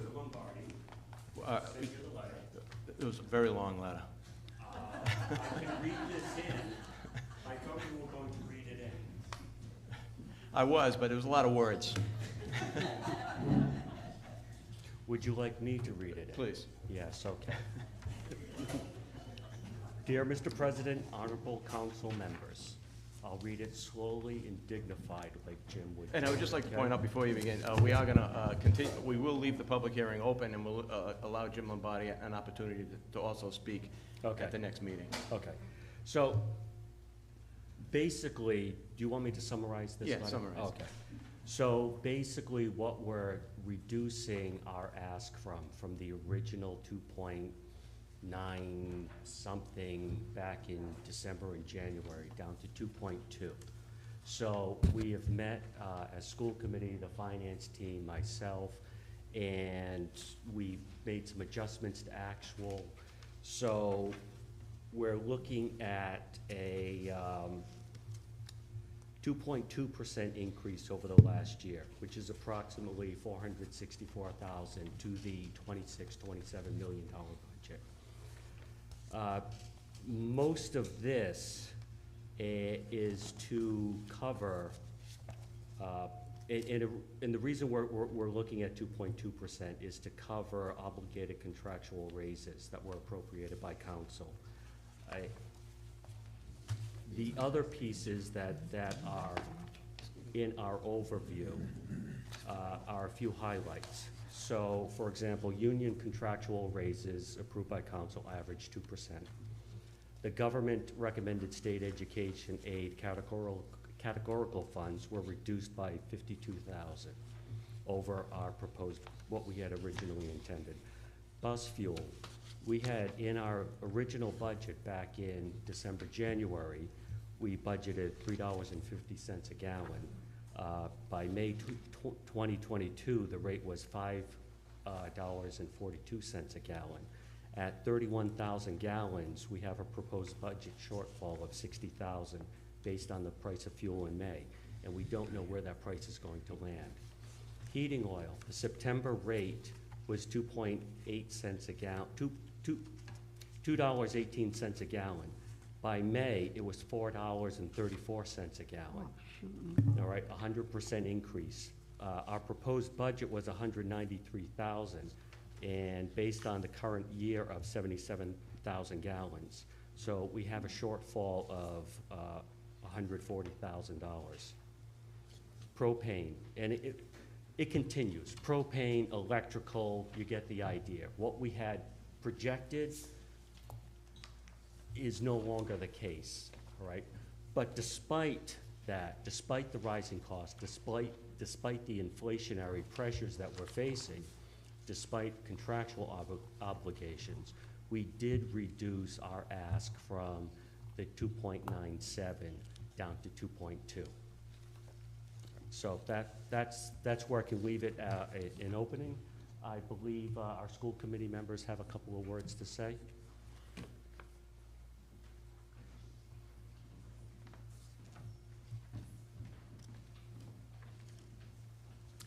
Hello, I'm Jean Mayo, 11 Tall Timber Trail. I'm vice chair of the school committee. And I appreciate your holding over the public hearing because less than half of our school committee is here tonight. However, I did want to speak so that you would have a chance to think about my point of view, and I appreciate it. I will be brief, but obviously I must advocate for our students and the quality education that they deserve. The past 2 years of COVID have set us and the entire state and the nation backwards in terms of accomplishing our goals and meeting our students' needs. We are working very hard to recover from the harm of COVID, and a 1% recommended increase will in no way meet our needs. Our contractual obligations alone necessitate a 2% increase, as Mr. St. Jean said. Mr. Oshier, in his budget presentation, referenced the ESSER funds and the $30,000 that we were increased in 2022 state aid as reasons for cutting back on our proposed budget. But the Rhode Island Department of Education has made it clear that the intent of the ESSER funds is to supplement, to add to, not to supplant, take the place of our funding. And we are using that ESSER money to offer opportunities and initiatives to help our students make gains and succeed. And the small additional state aid increase of last year really should have no impact on this year's budget decision. We're an excellent school system. We're a gem in Northern Rhode Island. The accolades that our schools and our students received at last night's school committee meeting speak volumes. We spend our money wisely, frugally, and thoughtfully, but we can't afford to make the drastic cuts which would be necessary with a 1% increase and still offer the excellent education that our students and our community deserve and expect. So I'm asking for your help by making a decision on the budget that will further our common goal of quality education, which is the single most important asset of any community. And I know that this is a difficult financial year for everyone for many different reasons, but we just can't shortchange our students. Thank you.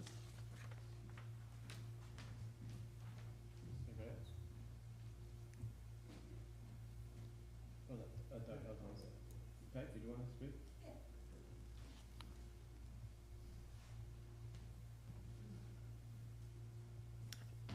Peg Vada, 440 Buxton Street, Secretary of the North Smithfield School Committee. I want to, pretty much everything Jean said and everything that Mr. St. Jean said, I will tell you as an employee at the Rhode Island Department of Education, I get to see across the state how kids have been impacted over the past 2 years. And really the research is saying now it's not going to be 2 years that they're going to need to make up. It's going to be more like 3 to 5 years before we're able to get back to where these kids were. My biggest concern in this, I mean, I'm worried about all of them, right? From the pre-K kid to the senior. And some of you have kids in high school, so you know what your own kids went through, and I know what my child went through. But the ones that I'm particularly worried about are our elementary school children. And right now, they need as much support as we can possibly give them. If we don't get that 2%, we're gonna have to max out every single elementary school, and we're gonna have to lay off teachers. And that's a real concern for me, because these kids need, if anything, and what the research is saying, is the classes are actually, for these kids to be able to get back what they lost, these classes should be smaller. We realize we can't do that, and we realize this is a horrible budget season. It is always a very, very difficult decision. But our children and their mental health and their academic needs will always come first for our school committee. So that's all I have to say. One thing I did notice, and maybe you can add to this, it wasn't just the students that were impacted by the COVID, right? I mean, there seems to be like the teachers were too. Everything seems to be different than before the pandemic. It was not just the students and the staff, but also the parents, the community. It was really across the board. Everybody was affected, and that affected everyone's relations with everybody else. The world took a step back. It's noticeable, you know, but Yes. Yeah, it is. Yeah. Thanks, Ben. so thank you. Anybody else want to get up, speak? Could you give us an example of some of the cuts that you're saying that would happen if you didn't get the 2%? Like, what are we looking at if you didn't? So, do I go? Yeah, please.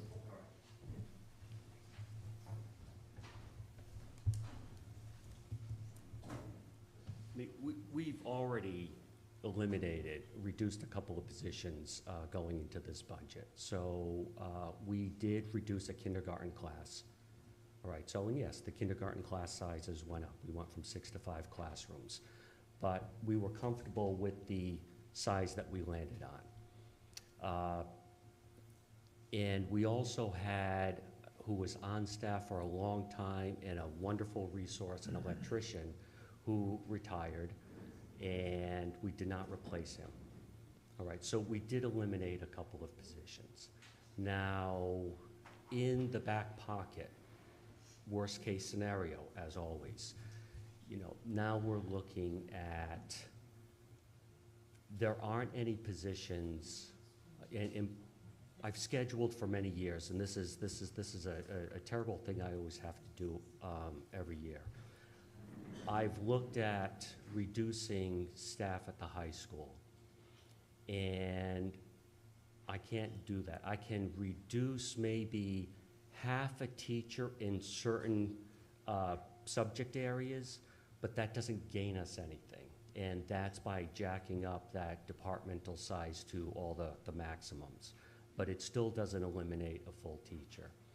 Now, at the elementary, we've already eliminated a kindergarten position.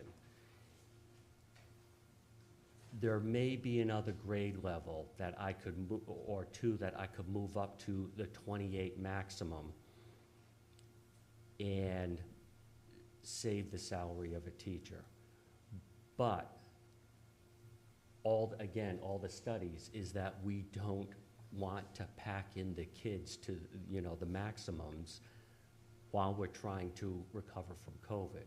So if I can, at certain grade levels, keep a class size of 21, 22, or 23, that's a good size. That's a workable number of kids that can get personalized instruction, get a lot of attention from the teacher without having to compromise their education.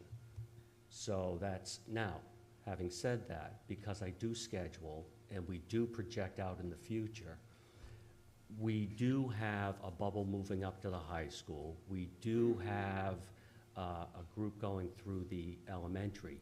The middle school next year,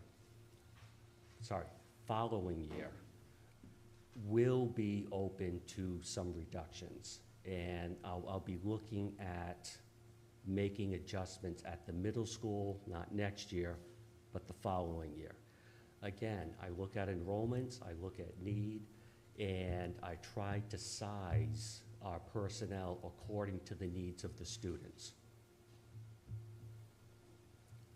And beyond that, I don't want to cut, honestly, I don't want to cut any programs that we're running for the kids. I don't want to. We're making such amazing progress with our facilities. I don't want to cut down on maintenance or facilities. So basically what we're looking at with that 2.2 is to keep running our business, to meet the educational needs of the students, and compensate for the increased utilities and inflation, and we get it, and that everyone's going through this. That's why we weren't looking at a 4% this year. We try to get it down below 3%, and we're trying to work it down even further. So that 2.2 is basically that magic number for us. Did anybody on the board have a question? Either through you or Mrs. Marcotte, how are our state, I know the budget's starting to take better shape now at the state Mhm. level. How are our state aid numbers? That's locked in. Those are good numbers? Those are good numbers now. And the other comment, when he talks about maxing out class size at the elementary level, completely forget about the educational piece of it, just from a financial point of it. You max out your class size, and we have a lot of students right now that are homeschooled.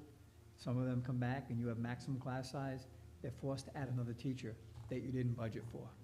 So it has an adverse effect when you max out the class size, just financially, never mind educationally. And I'll just also add, I mean, we do have, and again, this is a constantly moving target for us. We had just last month we're notified that we have a student returning to our school who is going to require some pretty serious special educational support. And this is not in the budget, and we're going to try to accommodate this because this came well after. But we need to hire a one-to-one assistant for this student. And again, the way it works, we don't know what happens over the summer, who moves into town, what the what the needs are. I know Suzanne has been working with families even before they enroll, and she sort of has their bead on that 2 or that 3-year-old that we have to plan for, whether it's a full-time nurse for that child or additional supports. So again, we're trying our best to prepare and provide the services for the kids, but also do it in a fashion that is reasonably affordable. Anybody else? First of all, I'd like to thank you for what's going on in the schools. But I also want to impress, besides the academic, our children woke up one day and it was a different world. It was that fast to change. I saw children in our area where their parents had to work, single parents, etc. And it's like no one came out. It was like a picture that you saw it, you turned it on, and there it was. I've seen change in my own grandchildren, and I want to make sure, besides academics, that we have a staff to address the psychological needs of children. It's during the most important times of their life, especially in middle school, that puberty time, where, dear God, it's tough enough without what they have to face. And parents today have to work. So I want to make sure that, and if Claire can write any grants, the grants master or mistress, that these needs are met. I know right now I'm going to have a force at my house. Some of the boys like to cook, so when they're over, they're doing everything to clean up, keeping them busy, because we don't have a place for kids during the summer, really. And if there are camps, who can afford them? You can't. And if you have to work over, if you're a caregiver in hospital, etc., a couple of times, if you're over the limit, you get there late, and sometimes how can you leave clients? you won't have a place to go. So I'm pleading with you to take care of these needs, because I've seen changes. It scares me. And if you're not healthy psychologically, you can't work any other way. Well, You can't. to give So, to assure you, for the summer, we have a whole series of student enrichment programs running, paid for through ESSER. No cost to the families. So they can, at elementary, middle, high school, there are a whole series of things going through the summer, specifically for the social, psychological well-being of the student, to get them making friends, laughing, creating, building. So we have that running over the summer. And then also through ESSER funds, we're going to be hiring 2 student support counselors, one at the middle school and one at the high school. And then at the elementary school, and actually through Suzanne's, through some federal funds, hiring a board-certified behavior analyst who is going to work not with just the students who may be in crisis, but also the support staff, the teachers, along with a whole series of professional development, so that all of us are going to be responsive to our students' psychological or social needs, as well as the academic. So that is one of the beauties of having access to ESSER, is that we can bring to bear more resources for our students who may be in trauma, may be in crisis, whether it's through COVID or through terrible family situations. We will be there to meet their needs, as we have been. We have psychologists on staff, we have social workers on staff, counselors on staff. But yes, there has been an increase, but fortunately through federal funds, we have the means to meet the need. and I'm going to implore each and every administrator. Some of our kids have gotten into trouble when they never have. We got to keep them close to us. We can't throw them off teams. They have to stay engaged. If they do not stay engaged, we're going to lose them completely. And in my heart, I worry. Because as they say, it takes a village to raise a child. But if we cut that child off, it'll be lost forever. And I implore you, in any way, program, I will go in and help set. I will be there because Jean, I remember her kids, Mrs. Vada, I go back, they didn't have this to face, thank God. And this is not going to end overnight, I think. She speaks, right? She knows her stuff. She does. Anybody else have any questions? My question for you, first off, we had a phenomenal year with athletics this year. Yes, we did. Absolutely phenomenal. And music, and yes. And it's been great driving by and seeing the turf constantly active, both within the community and outside of the community. Has the school committee or the school district itself come up with a plan as far as how the turf is going to be maintained and a budget for that? So we do have the maintenance equipment. We will be maintaining it physically, the turf, the track, the grounds, in-house. Now, we do need to have some more discussions as far as the concession stands in the bathrooms and how they're, how frequently they're open and maintaining it.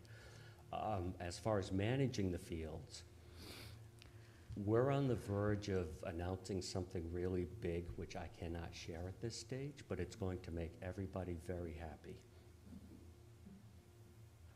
And that's all I can say about that. Just give us a little bit more time, and if it all works out the way it's intended, this will be big. Thank you. Okay. Anybody in the public have any actually, excuse me one second. Doug, I overlooked you. You wanted to say something earlier? Did you still want to? Oh, yeah, no, it's just, when it came to the school department budget's always tough. Yeah, I get it. we know that you guys have done a phenomenal job throughout the COVID pandemic, and you guys have done a great job of maintaining all the ESSER funds that are out there. We actually drew inspiration in our memo from what you guys have provided us in your presentation, as well as the memo that you guys have written us. And you can see that you've definitely stretched out those dollars. I think that there was still some unknown, like, expenditures, like oil and the cost of utilities, and how some of these programs that you guys are doing through ESSER, how they would materialize through. This is also before any layoffs are announced. Right, right. Call out, you're not gonna bring back next year. And so I think we agreed with the administrator at the time because we thought it made sense. Obviously, education is a very important piece to the identity of this town, and we struggle with trying to find the balance of how do we allocate more, because there's not a ton of extra money that is available before you start maxing out the levy. So trying to keep in the residents' minds, you know, how that impacts them on a day-to-day. We're also trying to think about, okay, what's staffing with the police officer, potentially the two police officers in there. There's also fire staffing that we were looking at, and, you know, the contracts that are going through. So it's definitely a challenge, but we do think that you guys do a phenomenal job, and, you know, it probably would make sense to start with the school department's budget when you're going through it, since it is over 50% of the town's budget, because $500,000 may remove if you try to bring it back up to the 2.97. Right. In some way, you may run short in other areas, so that's all. And again, we go through this every year, all of us, and unfortunately with us too, we are very personnel intensive, and as a result, we're also the larger part of the community budget, and often get the most focus. And it's also this constant moving target. So, believe me, I understand and I appreciate, whatever you come in at, that's, it's done thoughtful, and I know it's not a personal thing against the school department or what we're doing. It's just some economic realities. Anybody else on the council have anything, questions? Anybody in the audience? Mr. Rapko? My comments are to follow up on Mrs. O'Hara and what was in the paper today for Woonsocket, which is facing the same problem. And the whole topic came up, which Mr. St. Jean talked about, is this federal funding called Elementary and Secondary Emergency Relief Funds. Woonsocket got a very large package. What did North Smithfield receive for this? 1.5 million over a 3-year period. So that's the total package, 1.5. Yes. Woonsocket got it in 2 pieces. Everybody got it in 3 pieces. Okay. All right, so there was 300 in the first piece, 600,000 in the second piece, and then 1.5 in the third piece. So is this third piece gonna be spent next year? It covers 3 years. It has to extend over 3 years. This 1.5 that's left? Yes, So of the 1.5, I guess you have the option of spending it on capital improvements, curriculum, correct. textbooks. Correct. So you have a lot of options. And we have dropped all of those other pieces in the local operational budget, and we've shifted those over to ESSER as much as we can. So do you really need capital funding if you can use the federal funding? Instead of allocating, say, 100,000, 125,000 to go into your revolving fund? Right. Could So you use some of that? we federal can't use ESSER funds for the RIDE-approved expenses and then also get reimbursements. That's double dipping. All right, so if we do anything with capital, with the ESSER funds, there's no 35% reimbursement. All right, so that's where the revolving fund comes in. So if the town council puts 100,000 into the revolving fund, we can use that on RIDE-approved projects, of which I think we still have about 2 million of it. $2 million worth of approved projects that we can do. And that would be eligible for the reimbursement. So for example, the revolving fund, we're going to be using some of that to replace windows at the high school, which are 60 years old, which will help with energy efficiency. We're going to use some of that to purchase a generator for North Smithfield Elementary, because when we lose power at NSES, if the power remains off for too long, it also affects the circulation system and the boiler, and then after a day or two, you turn on the sinks and you're getting brown stuff through it. So whereas if we get a generator, we can keep school open during a power outage, have a evacuation place, plus also have running water and heat. So has all the federal money been allocated, so you can't use any of that money to help to go below the 2.2%? It's designed to, we've been creative in a few areas, all right, but it's not designed to pay for big batches of, we have temporary personnel that will fit the need that comes under ESSER. If you look on our webpage, over on the left-hand side, there's the full budget and breakdown and allocation for number 1, number 2, and number 3.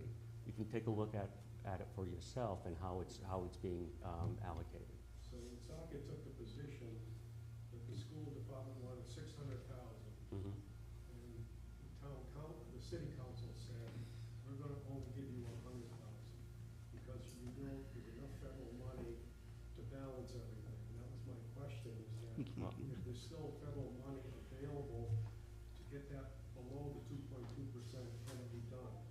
I don't know if it's possible.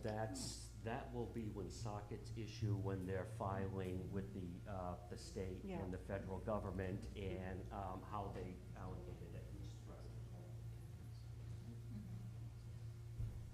Trying to keep us out of trouble.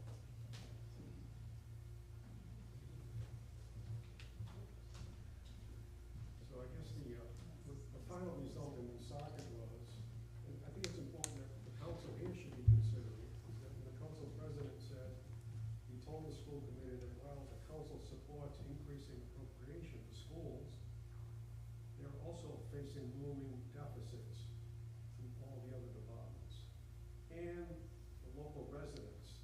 So it's not just fuel oil and propane that's hitting the schools, it's hitting all of us in this room. So we're suffering the same way. So if you allocate too much to the school department, that means taxes have to go higher. So a couple $100 extra per household, when we as citizens are gonna experience the same problems as the school department. So it's gonna be a balance. So I guess you're gonna be faced with a decision, is 2.2 a good number?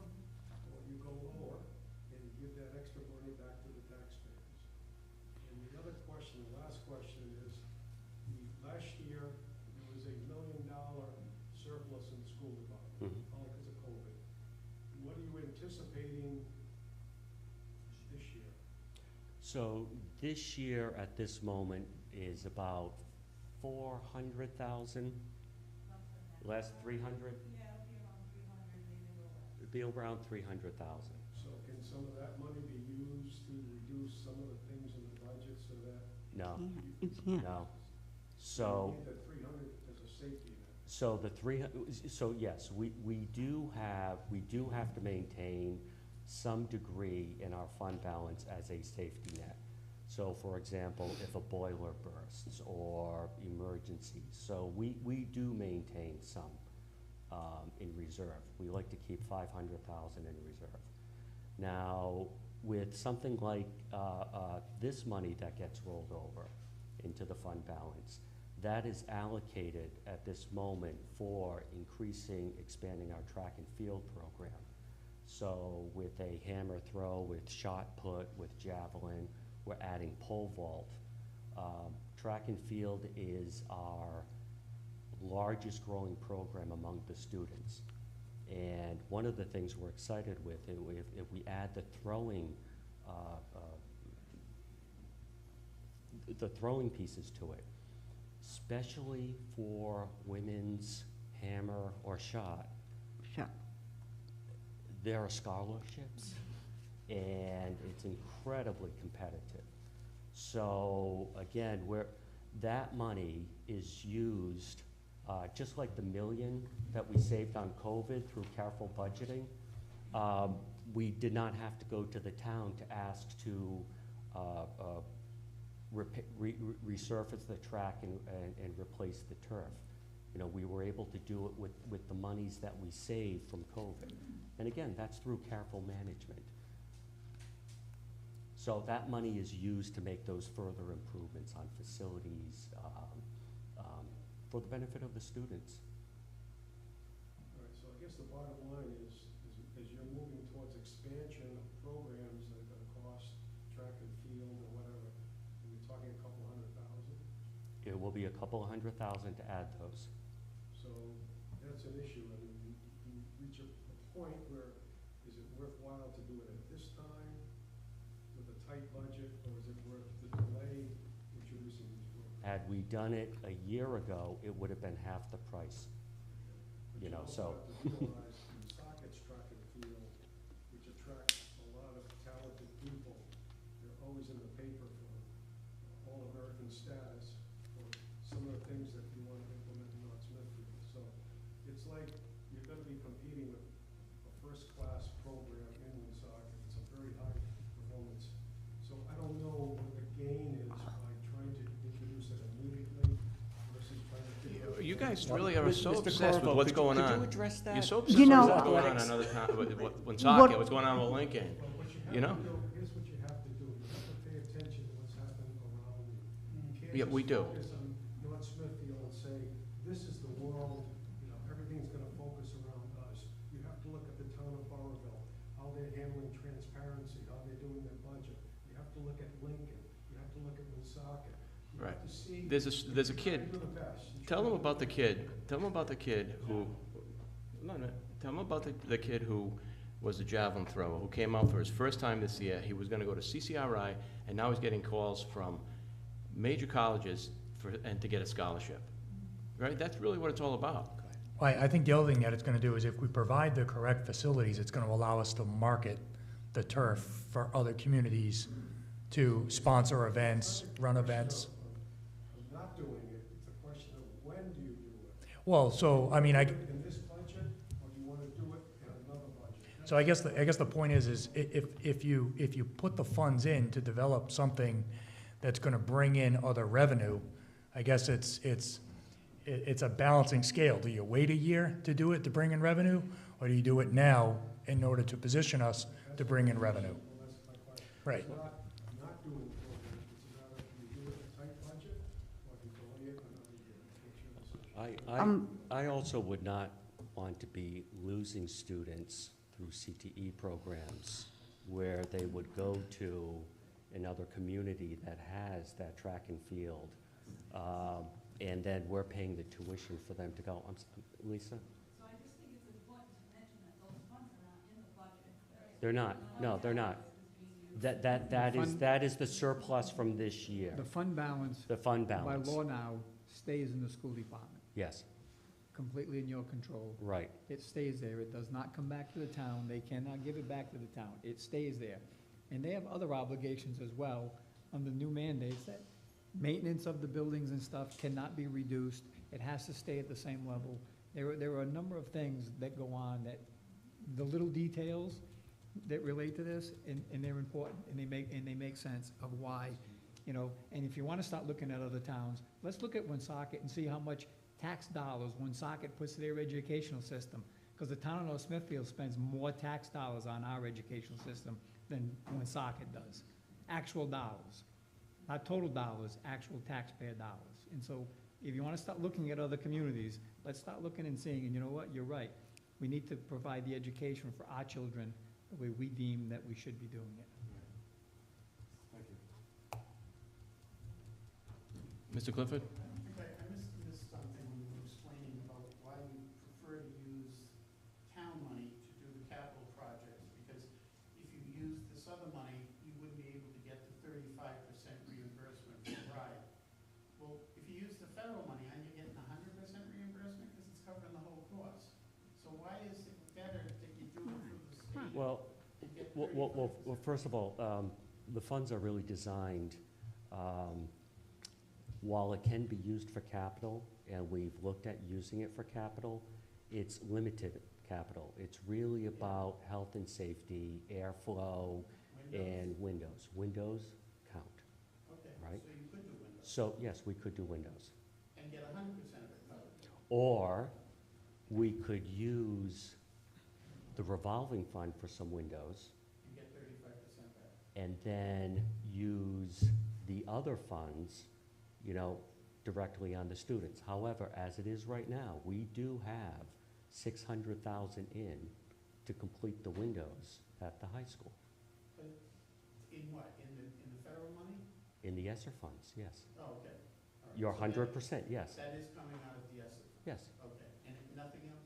There's no other capital that would qualify for health and safety, ventilation at the middle school or anything like that? You know what? We actually did a lot of that work before COVID. So we were proactive and yes, and we did get reimbursements through RIDE. The town helped us raise, you know, for the money for that. All the ventilating system that we upgraded. So and fixed. whereas schools across the state were putting in box fans and little classroom air purifiers that didn't help them in the winter, we upgraded our ventilation system in all 3 schools so that it was CDC compliant and we were able to remain open, safe, and in a way that it wasn't a temporary solution. You mentioned you were eliminating 8 kindergarten teachers. What's the total number of teachers you have in the budget for next year? Off the top of my head, it's -1. So, and it is tough. We do have some interventionists, and we do have some other pieces in there that are actually under ESSER. But since I came on board, I've reduced, I think, about 15 teaching positions. We're at the stage now where, going into next year, my recommendation was to make that reduction in kindergarten, not to replace the electrician. But going into next year, you know, I'm not prepared to recommend reducing any more staff. However, the following year is going to be a bit different. Okay, so in other words, you didn't reduce a kindergarten teacher, but increase a 3rd grade teacher? No. No, okay, so it It was a net reduction, yes. It was a deduction in the FTEs. Yes. Okay, as far as the nurse situation that you mentioned with special needs coming Mhm. in, maybe needing a full-time nurse. We have 3 right now. Yeah, wouldn't that go, but you said that there might be another one that's coming in, where it is. Wouldn't those funds that you had to expend No. on that nurse, or a portion of them, if it's Medicaid related, that you get No. reimbursed from Medicaid for? You No, wouldn't? we do get Medicaid. Right, Right. so your Medicaid revenue would go up if you have expenses that qualify for Medicaid because of the student coming in with special needs that are Medicaid eligible, right? Our Medicaid reimbursement is down. No, but he said there's a possibility that a student is coming into the district that may need a one-on-one aide or a one-on-one nurse. And my question is, wouldn't that service be covered by reimbursement from Medicaid? It's not that No. easy. Medicaid is based on the student and the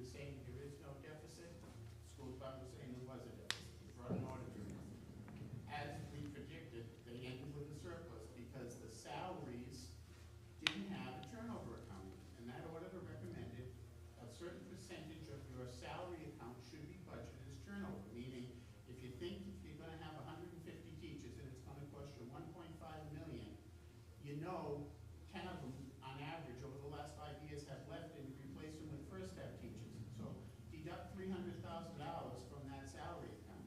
And I think at the time, which was 2016, or earlier than that, I guess, he suggested 350,000.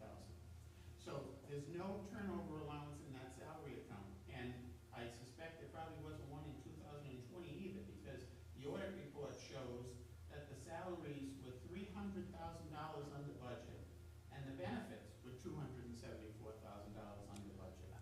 Was that 3 years ago? How much was it? I'll look. It was 209? Yeah. Well, what's it, but what has you, how many, do you have any resignations and retirements yet for this year? Yes. Since January? You have 3. So that hasn't been factored in. Yeah, no, we have already taken them in the budget. Like, for example, the school nurse, she resigned early enough where it actually was able to be replaced in the budget. It says vacant and it says step 3. Okay. And that won't even pan out, because Right. in the market right now. We'll get a Because step the nurse we We'll get a actually teacher hired at at step 3 6. And you're gonna And have you also get a lot of, they don't all come in on No, time. no, they'll be You get a some lot more. over the summer and stuff, and last minute transfers to different school systems. But that's just a point, that there is supposed to be a number in that budget for turnover. And we used to do it. So, the other thing is, what was the purchase services? Why did you have a $736,000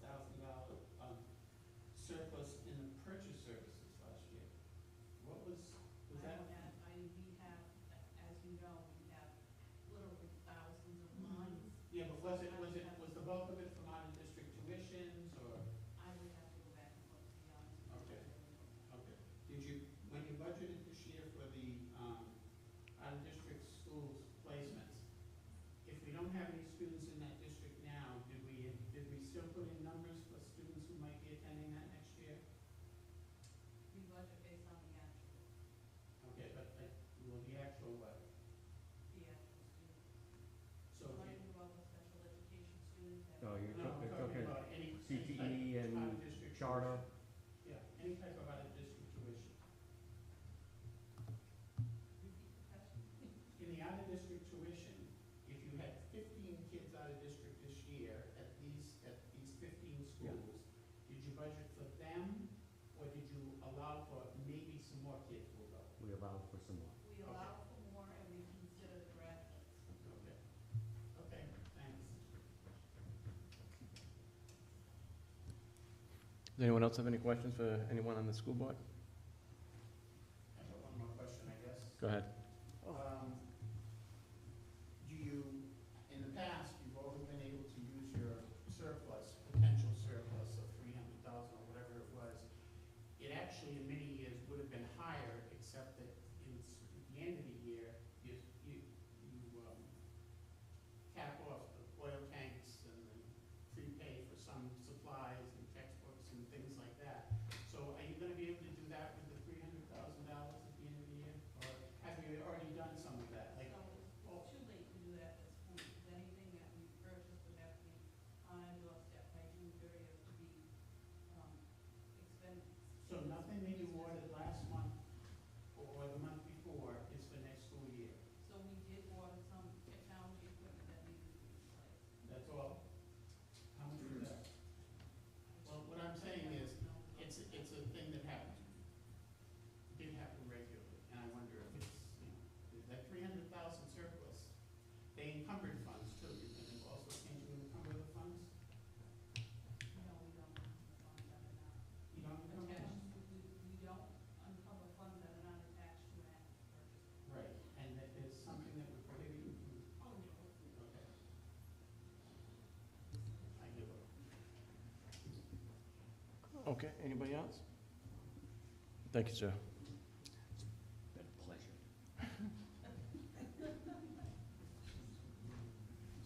Mr. Corvo, at this time, who was on the Hallowell Review Committee, would like an opportunity to read a letter that was requested by Mr. Porter, who was not able to be here this evening. We're still gonna take other questions Yeah. from the audience on the rest of the budgets, right? Yeah, The other- we didn't even get to that yet. I didn't know if you would just. All right, let me run the meeting. Is And there then- any more? Go ahead. Dear President Beauregard and councilors, again, this is from the Hallowell Review Committee Chairman Jeff Porter. After attending the last town council meeting where the Budget Committee presented their recommendations, I was disappointed to hear that the requested $120,000 was cut to zero for Hallowell's master planning services.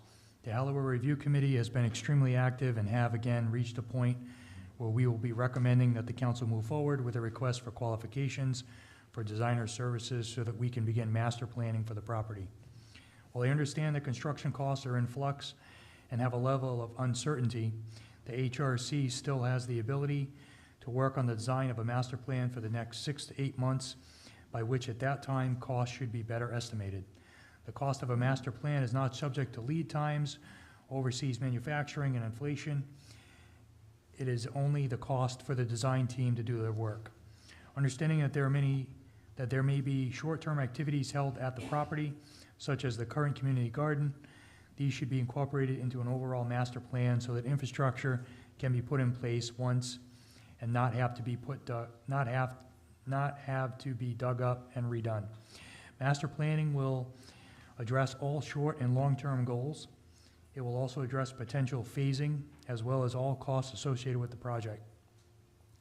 A $120,000 line item for the master plan will allow the HRC to create a well-thought-out roadmap for the future of the property.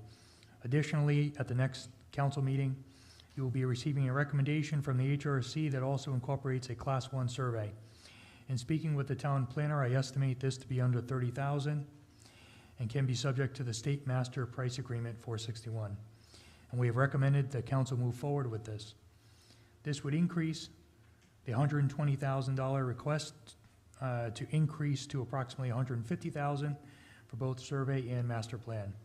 I would also like the council to consider use of the ARPA funds that the town is to receive from the federal government. According to the Economic Progress Institute report, North Smithfield is estimated to receive $3,760,845.75. Understanding that the bulk of these funds have been planned to be used for infrastructure, I would request that part of what the town receives should be looked at carefully and use this to give back to the residents by master planning a community-type building and property.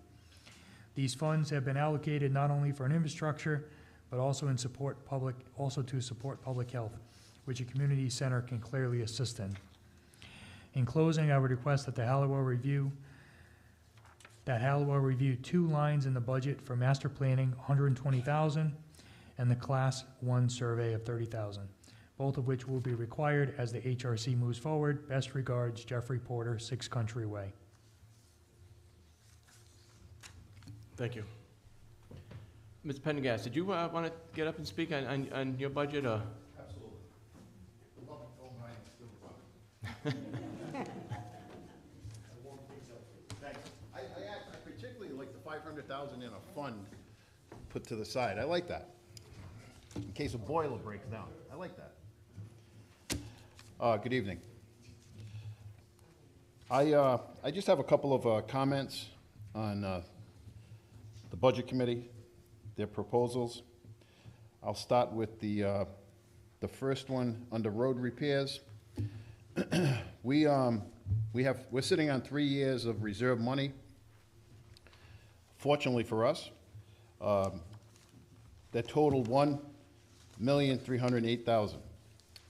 Of that, we take out drainage work, crack sealing, and so on and so forth. We went out to bid, and shortly we'll be doing some road improvements. Part of that was approved, $50,000 for crack sealing, which hasn't happened in the last several years. So that all comes out of that fund.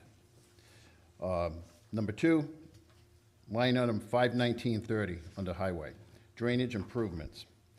I requested the same $16,500. Drainage improvements mirror road improvements. We save a lot of money by us doing the drainage work as opposed to the contractor. I'd rather put more money into the pavement than into drainage work. So we were cut down to $10,000.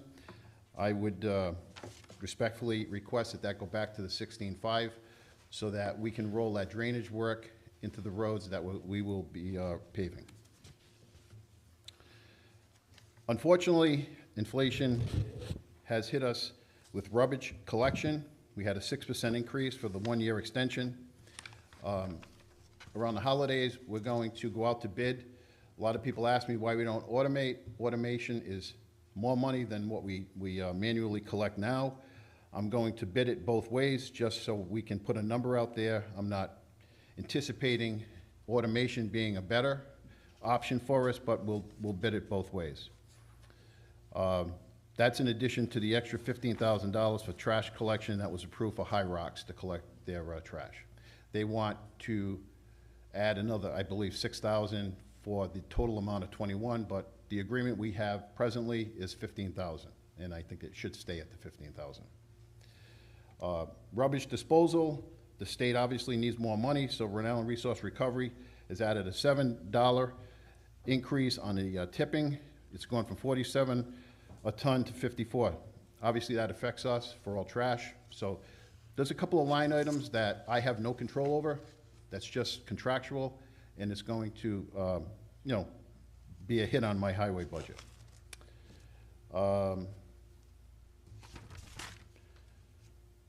I think the only other one was, and I understand the Budget Committee does a great job. All budget committees do a great job. It's a headache. But you can't have a budget committee put together recommendations based on actual numbers March 31st. It's a flawed system, and I've been saying this for years. So when I come before you today, I have numbers that they don't have that I have today. And let's just take Parks and Recreation. We all know there's not a whole lot of Parks and Recreation happening in the winter. It's a seasonal sport. So therefore, when I have a supply line that's gone from 2,100 and I recommend 1,000 down to 500, there's not going to be any trash liners, bathroom, janitorial stuff in the budget. What has happened is COVID has kind of set us back on that historical 3-year benchmark that everybody looks at. And I'm in agreement that that benchmark is good, but not now. Because what happened was, in February of 2000, when COVID hit and shut everything down, all sports programs and everything for 1 year, I had a surplus, which I like. And we've been working off all of our supplies. But now, my supplies are gone. So now I need that money that we normally spend in that line item. Like, I think when they had their numbers, it was $19 I had spent. And in fairness to them, it was only a couple of $100. But I'm working off a surplus. So therefore, I went from 2,100. My proposal to the Budget Committee was 1,000. I'm comfortable with 1,000. We can make that work. Community events, they took the $1,000 out for centennial activities. I concur with that. That's not a problem. Other than that, I got a couple of capital items I'd like to just throw out there. The one capital item that we started several years ago was to start banking $90,000 a year for heavy equipment. Wording in the budget says street sweeper. My street sweeper is almost 20 years old. It's on life support.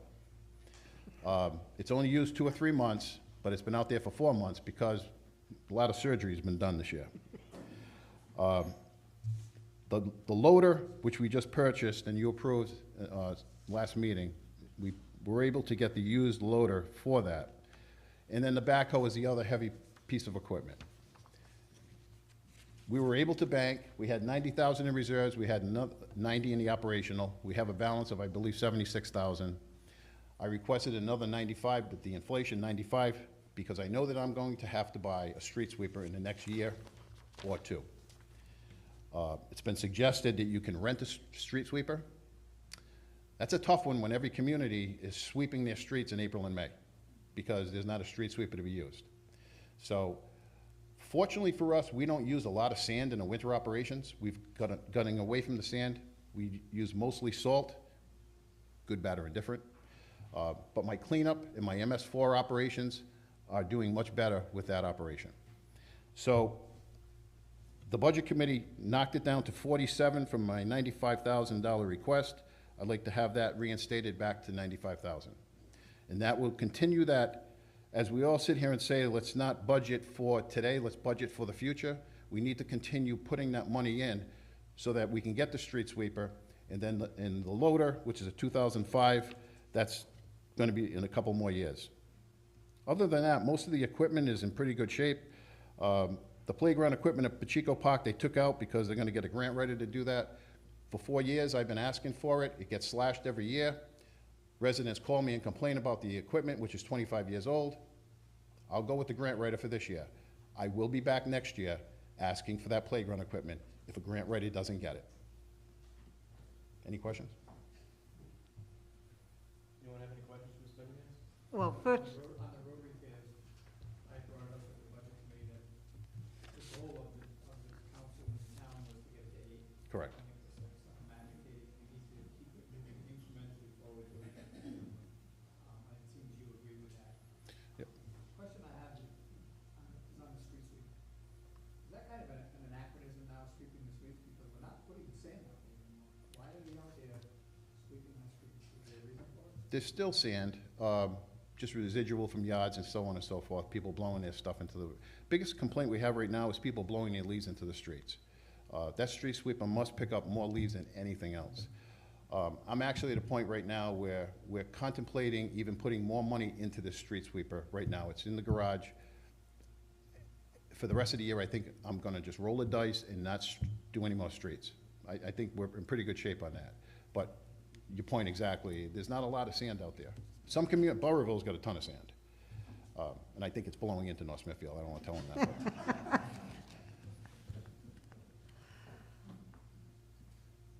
yeah, when they're cleaning the street, didn't they have like 2 machines, whatever you want to call it, work side by side as they went down before? Was it always just one? I Just- thought they worked in tandem with another Just one street sweeper. And then we have the brooms that do the sidewalks. Oh, the state does their own roads. Okay, Yeah, the state does their own roads. We don't sweep the state roads. but you have to stop a lot to fix this old one. This year you did. This year we Which- have, yeah, we've Yeah, they spent a had little lot. stop and goes. Yeah, we spent a lot of money, so.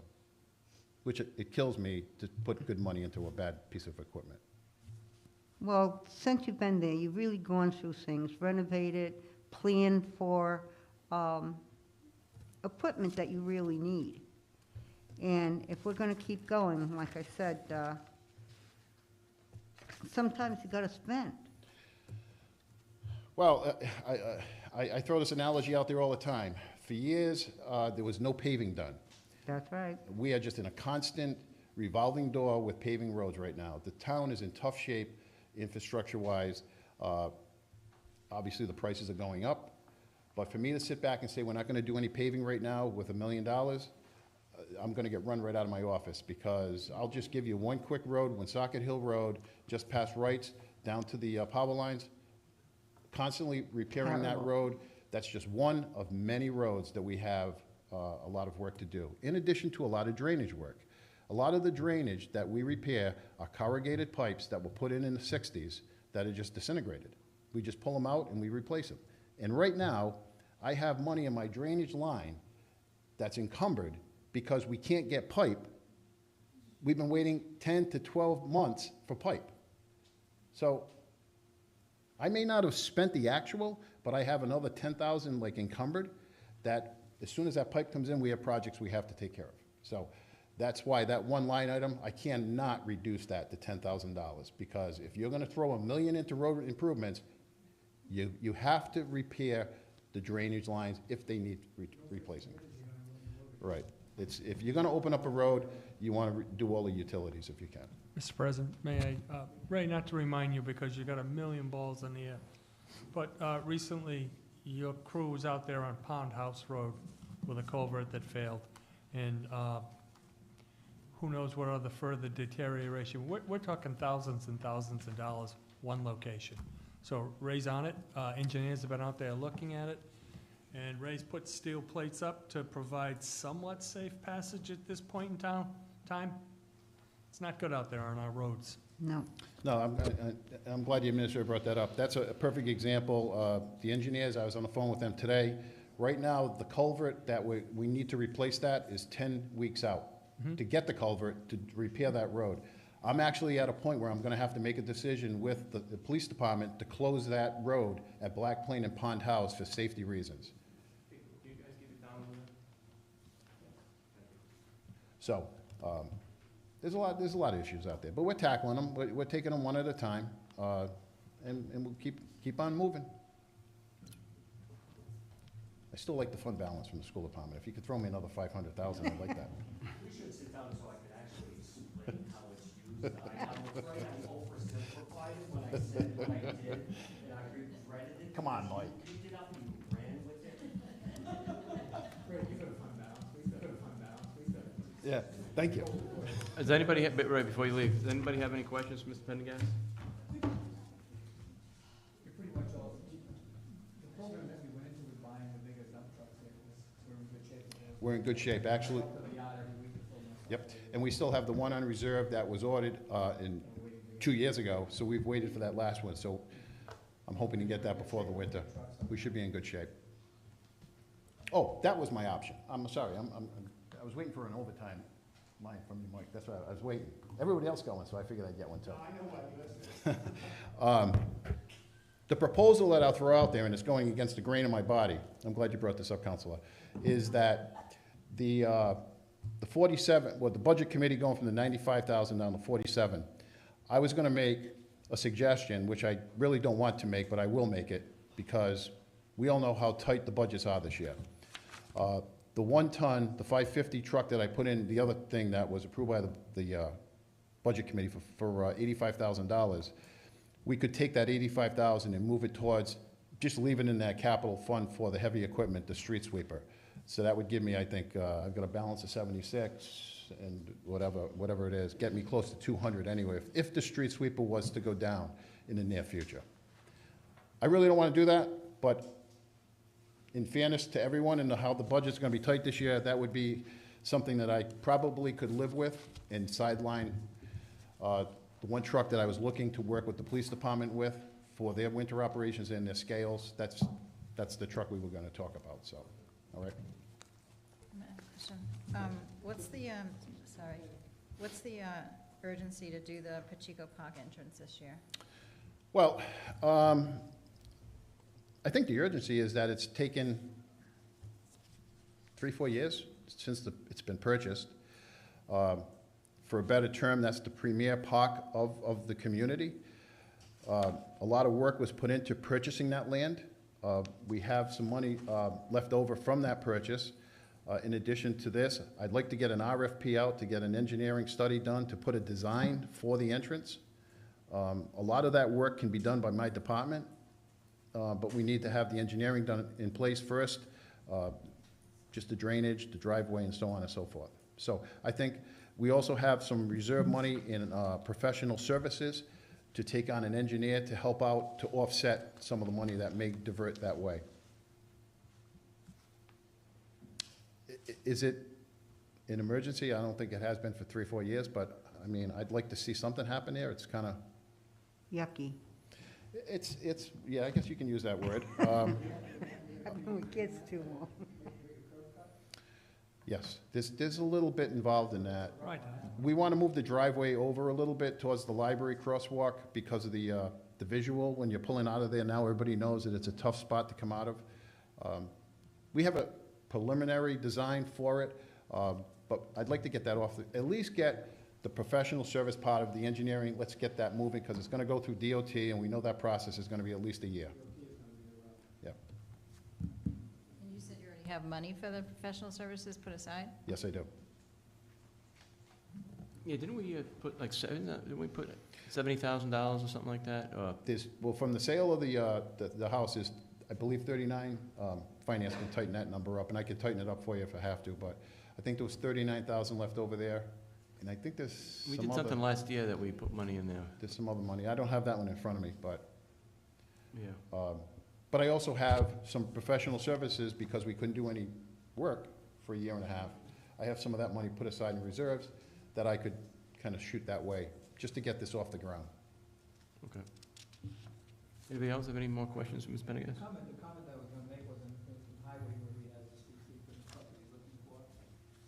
Personally, I see that the budget is set number for it, and I like that they itemize what they're looking for. To sit there and hold them to those two issues, if we budget $132,000 in capital on the highway for equipment, they should be able to, this is what we need right now. You know what I mean? We budgeted a number, and we'd like to see it buy the truck at this thing. If other issues come up, which we all know they do in the real world, why are we gonna be helping that, like the loader? We bought the loader instead of buying something else, because we need the loader, we got a review on it, and we had the funds. And we transfer that, and I said to Cynthia, she likes it because it makes it look cleaner. I say, this is not even an issue for us, it's a capital item, under his budget, he should be able to buy it. And so, I think that's what we're looking at, is we're giving him money in capital, but we're not tying it to a specific. We'd like to see that why it's there, but things are gonna come up that may be pushed back, and we buy something else because we need it. Exactly, I mean, you know, a backhoe and a loader are the two most essential pieces of my equipment in my department. If a loader goes down in January, nobody's getting their roads with salt. It's just not happening. The backhoe's not big enough to dump. So now, there's not a lot of rental trucks because DOT uses all the rental trucks. If the backhoe goes down in any part of the year, for drainage work or any part of the year, that's used all year long. I'm in trouble. So, you know, I'm not saying we gotta run right out. I mean, the street sweeper, that's a whole other issue. I mean, it used to be every 10 years, and now it's 18 years old. So, I mean, I'm 8 years over, so I'm kinda like, whatever. But it just takes one incident on the road that maybe a motorcycle and the road's not swept, that's gonna cause me an issue. So, that's why I push forward with this stuff. All right, thanks, Ray.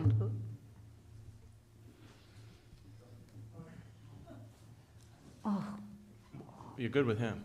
Yeah, I just wanted to say, I support the $800,000 in the road replacement. I can't believe we're not up there yet. And I think the easy way to get there would be to take the $100,000 out of the fund balance restoration line item and the $100,000 out of the land preservation equipment. The land acquisition, preservation. It's been said a million times, there are other ways to get that revenue to buy land. You can put a, impact fee on developers, whatever. You don't have to tax for it, put it in the bank, and maybe someday buy that. You can roll over your surplus at the end of the year and put it in the designated fund, a portion of that to the purchase of overlays. But you don't have to taxes for that, especially in this type of year. And the second thing is, the other $100,000, I said take from the fund balance restoration, because I'm totally puzzled with these numbers of wanting to put $400,000 and $100,000 into the fund balance restoration. Your policies, what is the fund balance right now? Off the top of my head, maybe 17. That's high. I'm just guessing. Yeah, but I'm talking about the unrestricted, the unassigned. And that's what I'm talking about. Oh, I'm talking about the percentage 17. You're talking about dollars? Oh, you're saying it's already 17% of the As operating of budget? last audit, yeah. So why would we be putting money in? Because your policy says a minimum of 12%, but not more than 16% of general fund expenditures in any The given expenditures will go up, so will the percentage. Well, based on your expenditures, your fund balance, as I'm looking at it, I hope I have the right audit report here. I'm looking at like 7754 in unassigned. Is it 8,000 or 7,000? What's your unassigned balance? I don't know what by the top of my head, I'm just telling you 17. Can you look on the audit? Hold on, Mr. Pendergast wanted to, Yeah, regardless if we get 600 or 800 or 700, it's a good opportunity for us right now, because with the bid we have add alternates that we have designed ready to go, so we can add that money to this bid right now to get those roads taken care of. thank you. Thank you. So, yeah, you want to add to that? Yeah, I was just gonna say, when it came to the fund balance contingency line, he asked that very question. He knew that the auditors would ask years ago what percentage would we add. And we left 100,000, we actually talked about removing the line, but realizing that would be very smart for us to do in the event that there was contingency that we needed. So 100,000 is probably very conservative.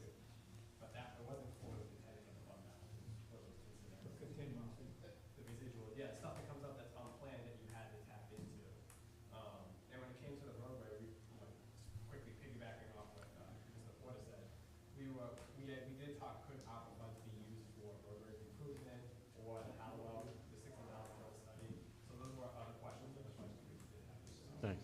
Kim, did you want to add something? Cynthia, what do we have in reserves for the roads now?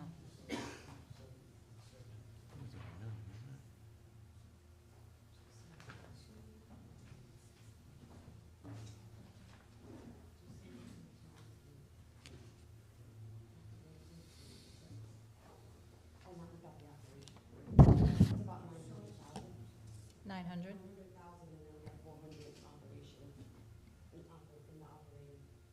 For this year? This. Oh. That we don't use it or reserve it also, so it's 1.3. Okay, is there anybody else, departments out there? Can't really see. Okay. Now, I'm gonna give the public an opportunity to speak. It doesn't mean you can speak all night. It just means you can get up there and you can speak. But you're welcome to go, who wants to go first? Go ahead. I want to continue on the contingency fund. Yeah, go up, go ahead up. I don't care if you want to call it a contingency fund or Is your mic on, Mike? fund restoration balance, whatever.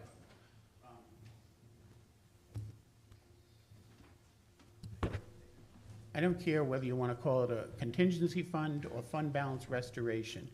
We looked, and I produced, 2 years ago, at the Budget Committee hearings, a list of every other, and I know you don't like to compare us to every other community in the state, but nobody budgets a huge amount of money for contingency in their budget, particularly those who have a healthy fund balance.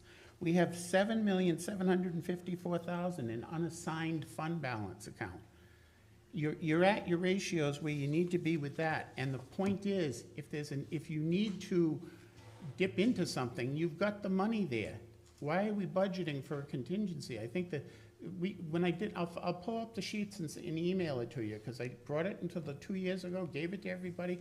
It's astronomically out of line with what other communities budget. We only started budgeting those amounts when, 1 year the salt barn was about to collapse, and we put in money in case it collapsed, because we had to have it. But, and we had no money in the fund balance. We had like nothing in the fund balance at that time. We had like 3 million, I think it was. It was a very small amount, and the bond council wasn't satisfied with it. So, you've got a hefty fund balance. You're gonna probably have a surplus this year. You're gonna have a surplus this year? Yep. So that's going to be rolled over into the fund balance. That's how normal towns accrue substantial fund balances. They don't tax people to put money in the bank to make a fund balance.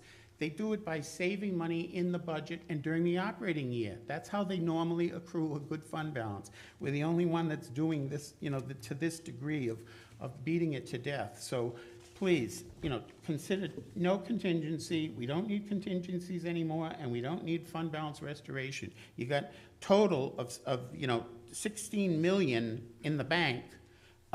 Aside, 7 million of it is 7.7 is unassigned, and the rest is committed and assigned for specific purposes. But you could, even if you needed that money, you could reassign it.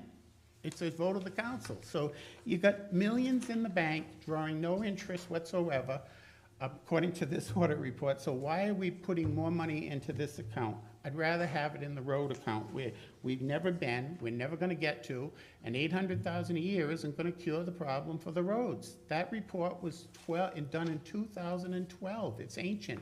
And at that, maybe based on those numbers, which we've never achieved in the last 4 years, but it's not going to be just budgeting that's going to get the roads repaved, but at least you could get up to 800,000.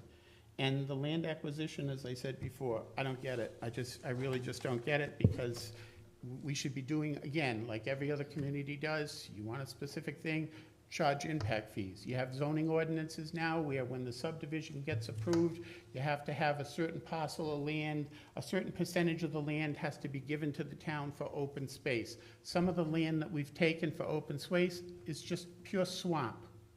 Well, don't take the land. They have an option now, I think, of giving land, part of land, or paying per acre. Raise the price per acre and let them just take the money per acre instead of useless land that's landlocked, basically, unless you want to walk through the swamp to get to. That's not open space. So I think, again, I don't think we should be taxing us for that, especially if you want to be concerned about, everybody's hardship this year. It's not going to put everybody's mind at ease that we're putting $100,000 aside for the acquisition of land, even though we have 17 million in the bank and 7 million is unassigned. It's just, it goes to extremes, and we've got to get out of that habit of being in extremes. So that's my finishing statements on the fund balance. Oh, no, Cynthia, DJ, you guys did figure out the same percentages I did, that we're already over 16% in unassigned? We consulted, we had a meeting on it. So we're already over the 16%. So you're in violation of your own policy. You got more in there than you're supposed to have. Am I wrong, Cynthia? Am I reading this wrong? The policy? Yeah. I don't know what the policy is. Okay. So if we violate it, what are we gonna do with the extra money? Just asking. Well, at the end of the year, you don't put more money into it. You assign it to road repaving. Okay, assign it to road repaving. Assign it to anything else. And we've been doing that every year. Right, That's how we right. reserve But that. why are you putting that money in the budget now to make me have to do that? I don't get it. It's not my budget. What? No, the $400,000 that the administrator wants to put and the $100,000. So the $400,000 to the administrator was contingency for salary contract negotiations. Yeah, there was some instances in there where, I believe, and I don't want to speak for the administrator, but in case the contract, maybe potential salary increases, or new personnel, or anything like that, it would be in there, and if it was needed, it was there to pull from, and if it wasn't, it didn't have to pull from it. And we felt that on the budgeting side, it was fair just to give a 2.5% increase across the board for both police and fire, knowing that those percentages could be low and that it could change. So we felt that the $100,000 was appropriate in that with everything going on in the town and additional spending, the council would have the ability to say, okay, you want to do the Howell land study for $60,000, you can pull from the contingency fund. Or you could pull it from your fund It balance. allowed the council to have money at their discretion to be able to come up with those one-time expenditures that they could fund, knowing that it wasn't tied to anything else in the budget. To not have a contingency, I think, would be irresponsible. Knowing that we still have money in the bank, that money could then be used for additional, whatever projects come up, purchases, we wouldn't have to then rely on a bond or something like that. So we took a very wide, global approach, and we felt that the $100,000 was fair, given that if you look back at 2020, when Terry and I were on the council, we threw in, we threw a lot of money into contingency, knowing that we may have had to use it for the schools and other things. So it has served the purpose, having that money reserved, and we felt that the $100,000 coming out of the pandemic, not knowing what additional expenses might still be there as things catch up, was fair and conservative for this year. How it gets spent is up to the council, really. It's not our control. Thanks. You have a fund balance that you can use if there's an emergency. You got millions of dollars in the bank. I disagree. Okay, that's it for the fund balance. Thank you all for coming. We'll give you an opportunity to bug out if you want. Actually, did you have anything to add? Yeah, you can go up. Just give him a second to clear out. Yeah, just give him a second.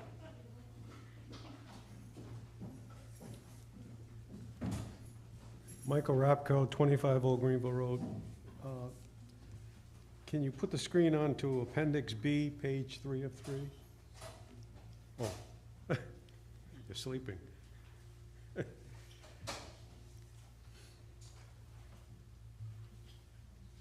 right, I want you to look at the motor vehicle phase-out reimbursement for $474,000 change for this year. The interesting thing is, as the state is decreasing the tax on motor vehicle, it's not reimbursed at 100% to the town. Because if you look at the public notice that was put in the call, the motor vehicle value is decreasing by almost $10 million. So a $10 million decrease in value, and you have a $10 decrease in the rate, that's almost $1 million. So you're losing $1 million of tax levy on the front end, and the state is only giving you less than 500,000. So the town now has to make up that 500,000 by increasing the tax rates for either residential, commercial, tangibles. So it's misleading when the state says we're reducing taxes, don't worry about it, yet some of that is coming back to hurt us, and next year it's gonna get worse when they drop it to 0, because if there's any increase in revenue from motor vehicles, you may not get a lot of money in return. So it's unfortunate that when you look at the taxes across the different classifications, residential is gonna get stuck with the burden of that $500,000 just from the motor vehicle. Then you have the tangible personal property, which is going down by $1,700,000. I think most of that could be National Grid. The issue is, when you have tangibles, you don't do a reval on tangibles. There's a set schedule according to the state. Most of the National Grid tangibles is a 13-year tax schedule where it decreases by 5% a year. You put it on the books at 95%, 13 years later, it locks in at 30%. So what's happening is probably something like Grid that's coming in, but I think, I didn't ask the finance director, I don't know if they're using the solar as an offset, that's going into the tangibles, it's being converted into tangibles.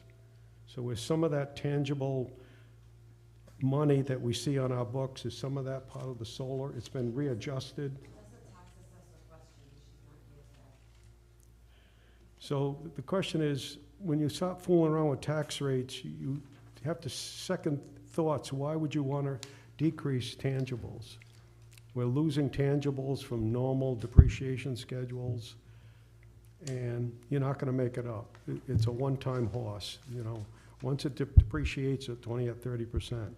So I think we have to be careful as to how we play with the tax rates, whether it's tangibles or residential or commercial, based upon what's happening with motor vehicle, based on what's happening with tangibles going down at a high level. So we have to be careful that we don't damage the residents, that we cause more problems for the residentials with the tax rate. And unfortunately, the way it was published in the paper, it was spread evenly. All the categories took the same hit. When we did the reval 3 years ago, that wasn't the case. During the reval, the statistical 3 years ago, I think the tangibles and commercial only went down by 1%, and the residential went down 7%. So I think that's the policy we've been following in the past, is we give the benefit to the residential and reduce commercial by a very small amount, very small, and either not touch the tangibles or reduce the tangibles by a small amount. So it's something to think about as you go through the budget as to how you're going to figure out the tax rate once you figure out the budget. Mike Clifford has brought up some issues about open space. Open space is nice, but think about the maintenance of the open space, and think about the open space that we've purchased already. A lot of that land that we're buying is not very usable land. It's got wetlands. It's a combination of, what are we going to do with it? Are we buying it for a special purpose? Or are we buying it and just letting it sit idle? The question is, should we be thinking in that direction of buying land that we don't really have a purpose for? Or should we focus on what Jeff Porter is talking about in his letter, which is saying we should be doing something with the Hallowell property? It's a vacant piece of property. Should we be putting something into it that's going to do something for the residents versus open space? And the interesting thing about open space, which I didn't even pay attention to, on Route 5, the Audubon Society has 235 acres of open space for trails, and people use it. I drove by there and I went inside. It's a beautiful location, and it's maintained by the Audubon. 235 acres for public use. So it's like, why are we focused on open space when we have a lot of land that's available, and we're probably not even working with Audubon to use that space? The highway department doesn't have to manage that property, It's being managed by Audubon. So I think maybe we should be changing our focus on thinking, what do we do with the extra solar money, instead of trying to divert it to open space. Maybe there's some other priorities which we should be thinking about, whether it's Hallowell with Jeff Porter or some other issues that we all would benefit much faster in that direction.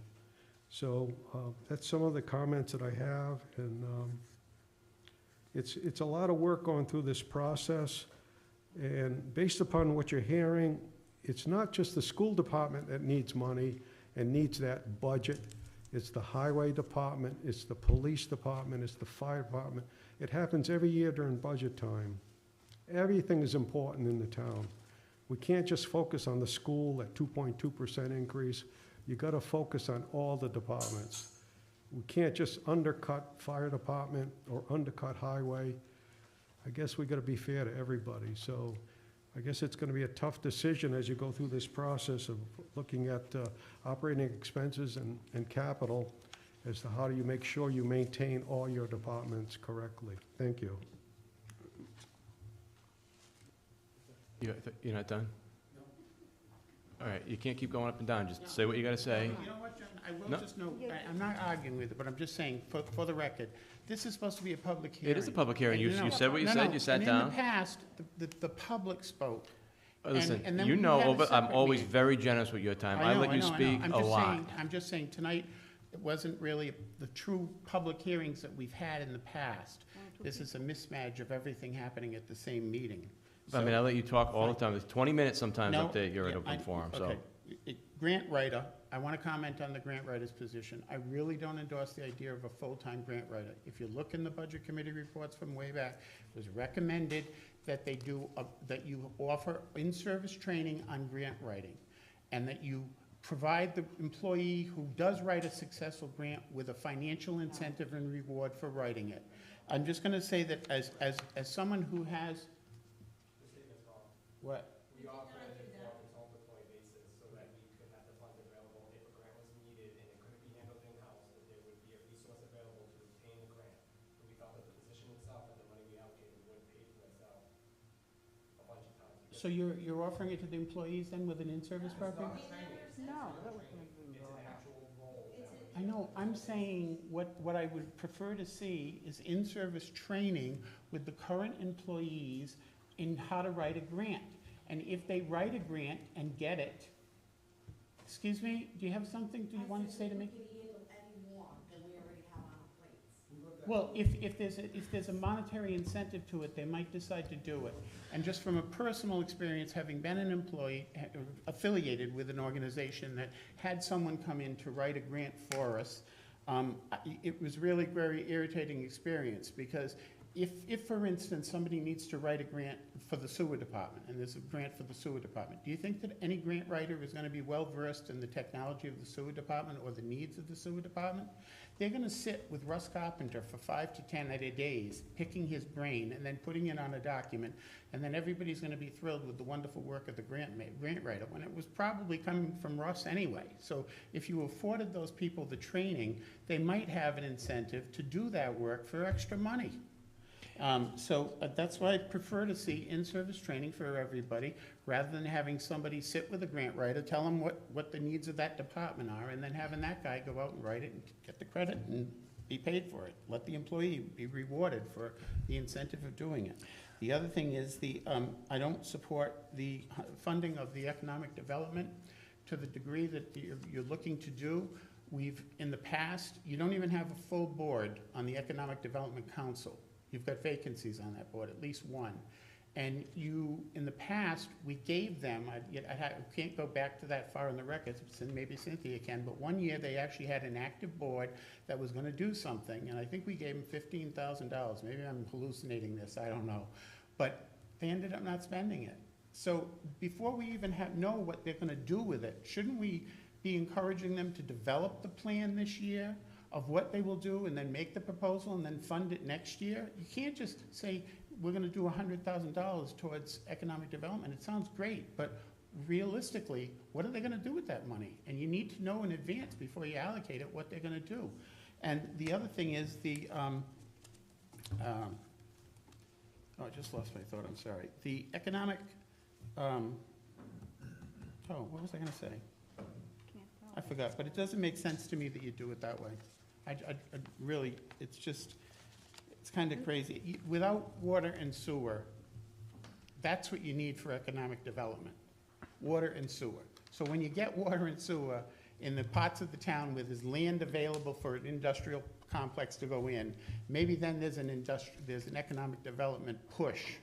But the push should be not so much as coming up with an economic development sales plan for the town. The push should be get the water and sewer first, and then it'll come to you. You won't even have to promote it or push for it. Thanks.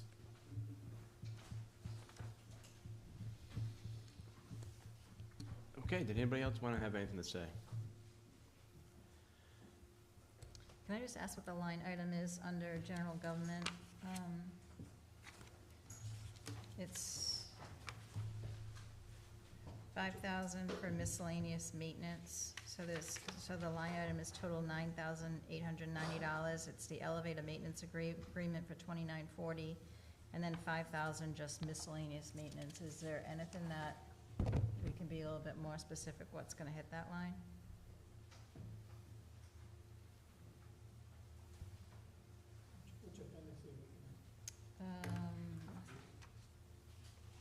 Which appendix? What do you mean?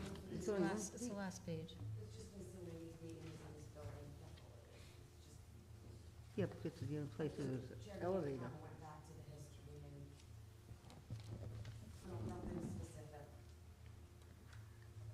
Kinda just sounds like a placeholder. It kinda just sounds like a placeholder, really. All right.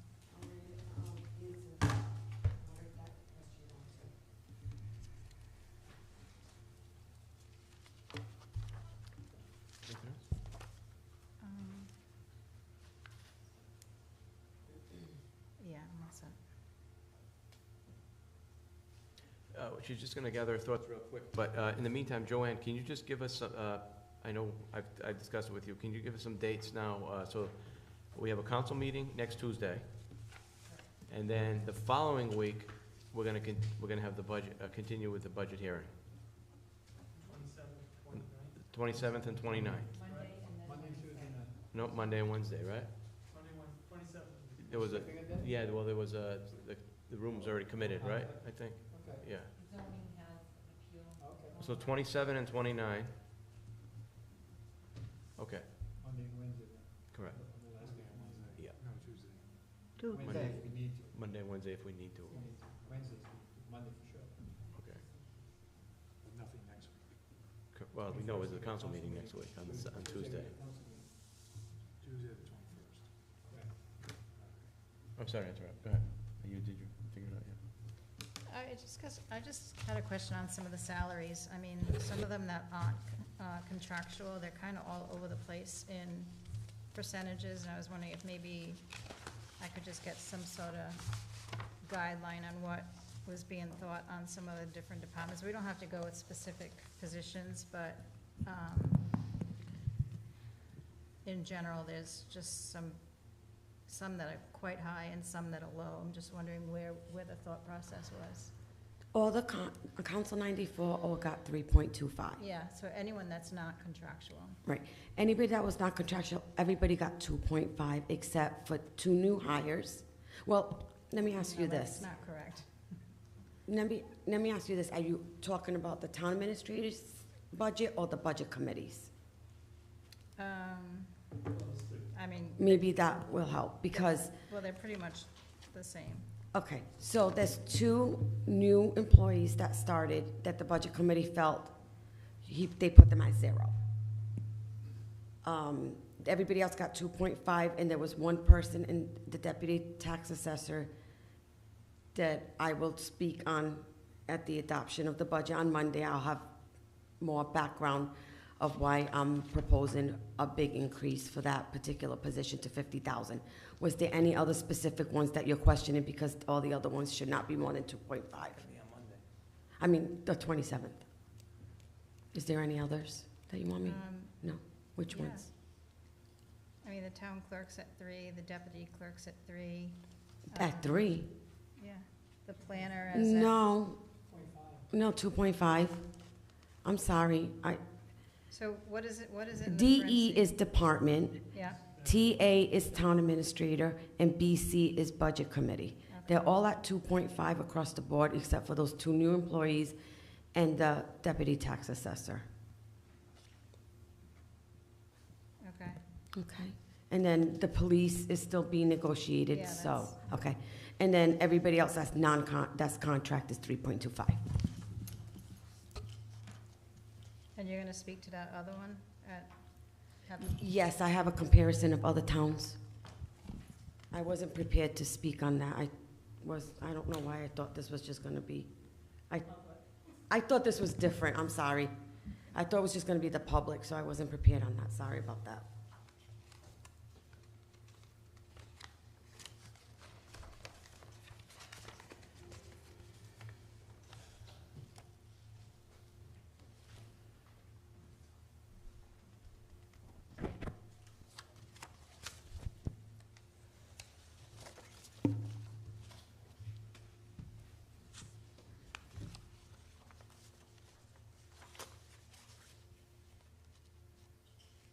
So next week, can you have a list of all the reserves that you have? Do you have them? Okay.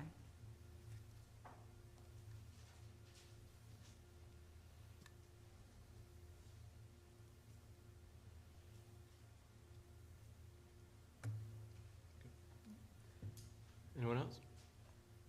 Okay, I would like to keep the public hearing open so we can get some input, and we might have some more questions that come up by the public at the next meeting. So, Mr. Vadney, I make a motion that we continue the public thank hearing you. to June 21st. 27th. No, 21st, next council meeting. When we set the budget on that Monday night, no more public input. When we set the budget, this is the council thing. So you want to have a public hearing, it's the next council meeting if you want to continue it. So that we're discussing the budget when we set the budget. It's my preference. The public will give us all their input before we set the budget. I remember, we had the same discussion last year where, same thing, we were continuing or maybe we were continuing the public forum. Public hearing. What's that? Yeah, we're Continue the continuing, public continuing hearing. the public hearing, but we discussed the same thing last year, as we said, we can't ask for the public opinion only to then We're gonna finalize the take budget public, right we're gonna there. take public input the night we're gonna set the budget, and It just sets the wrong it doesn't tone. give us the time to think about it. Yeah. So any questions and comments people have should come before we're actually gonna sit down and deliberate the budget. That's just my opinion, my preference. So that on that Monday night, when we go through this, we take the budget paperwork that we have with all of the backup, and we work on the budget committee's proposed numbers by charter, and we can go up or down on them, and we can change them from there, but we have to act on a set of numbers that we have, and we take all that input before that. We can have all the discussion we want about those numbers, but the public is not part of that discussion. They can witness it, but when we're gonna set the budget, the discussion is amongst us, with the finance director and the administrator if we have any questions. Okay. That's my preference. So we can continue the public hearing to the 21st, but on the 27th, when we set the budget, there's no public discussion about this. Public discussion will be over at that point. All right. My preference, and I've Makes done this, sense. I've done this a few times. This would be my, So Mr. Vadney made a motion to continue the public hearing to the regular council meeting on the 21st. Second. And we have a second on that. Any further discussion on that? Roll call, please. Yes. Yes. Yes. yes. Yes. Okay, so the public hearing is now continued into the 21st. And anybody else have anything at this point? Okay, I'll entertain a motion to adjourn. Motion to adjourn. Second motion. All in favor? Aye.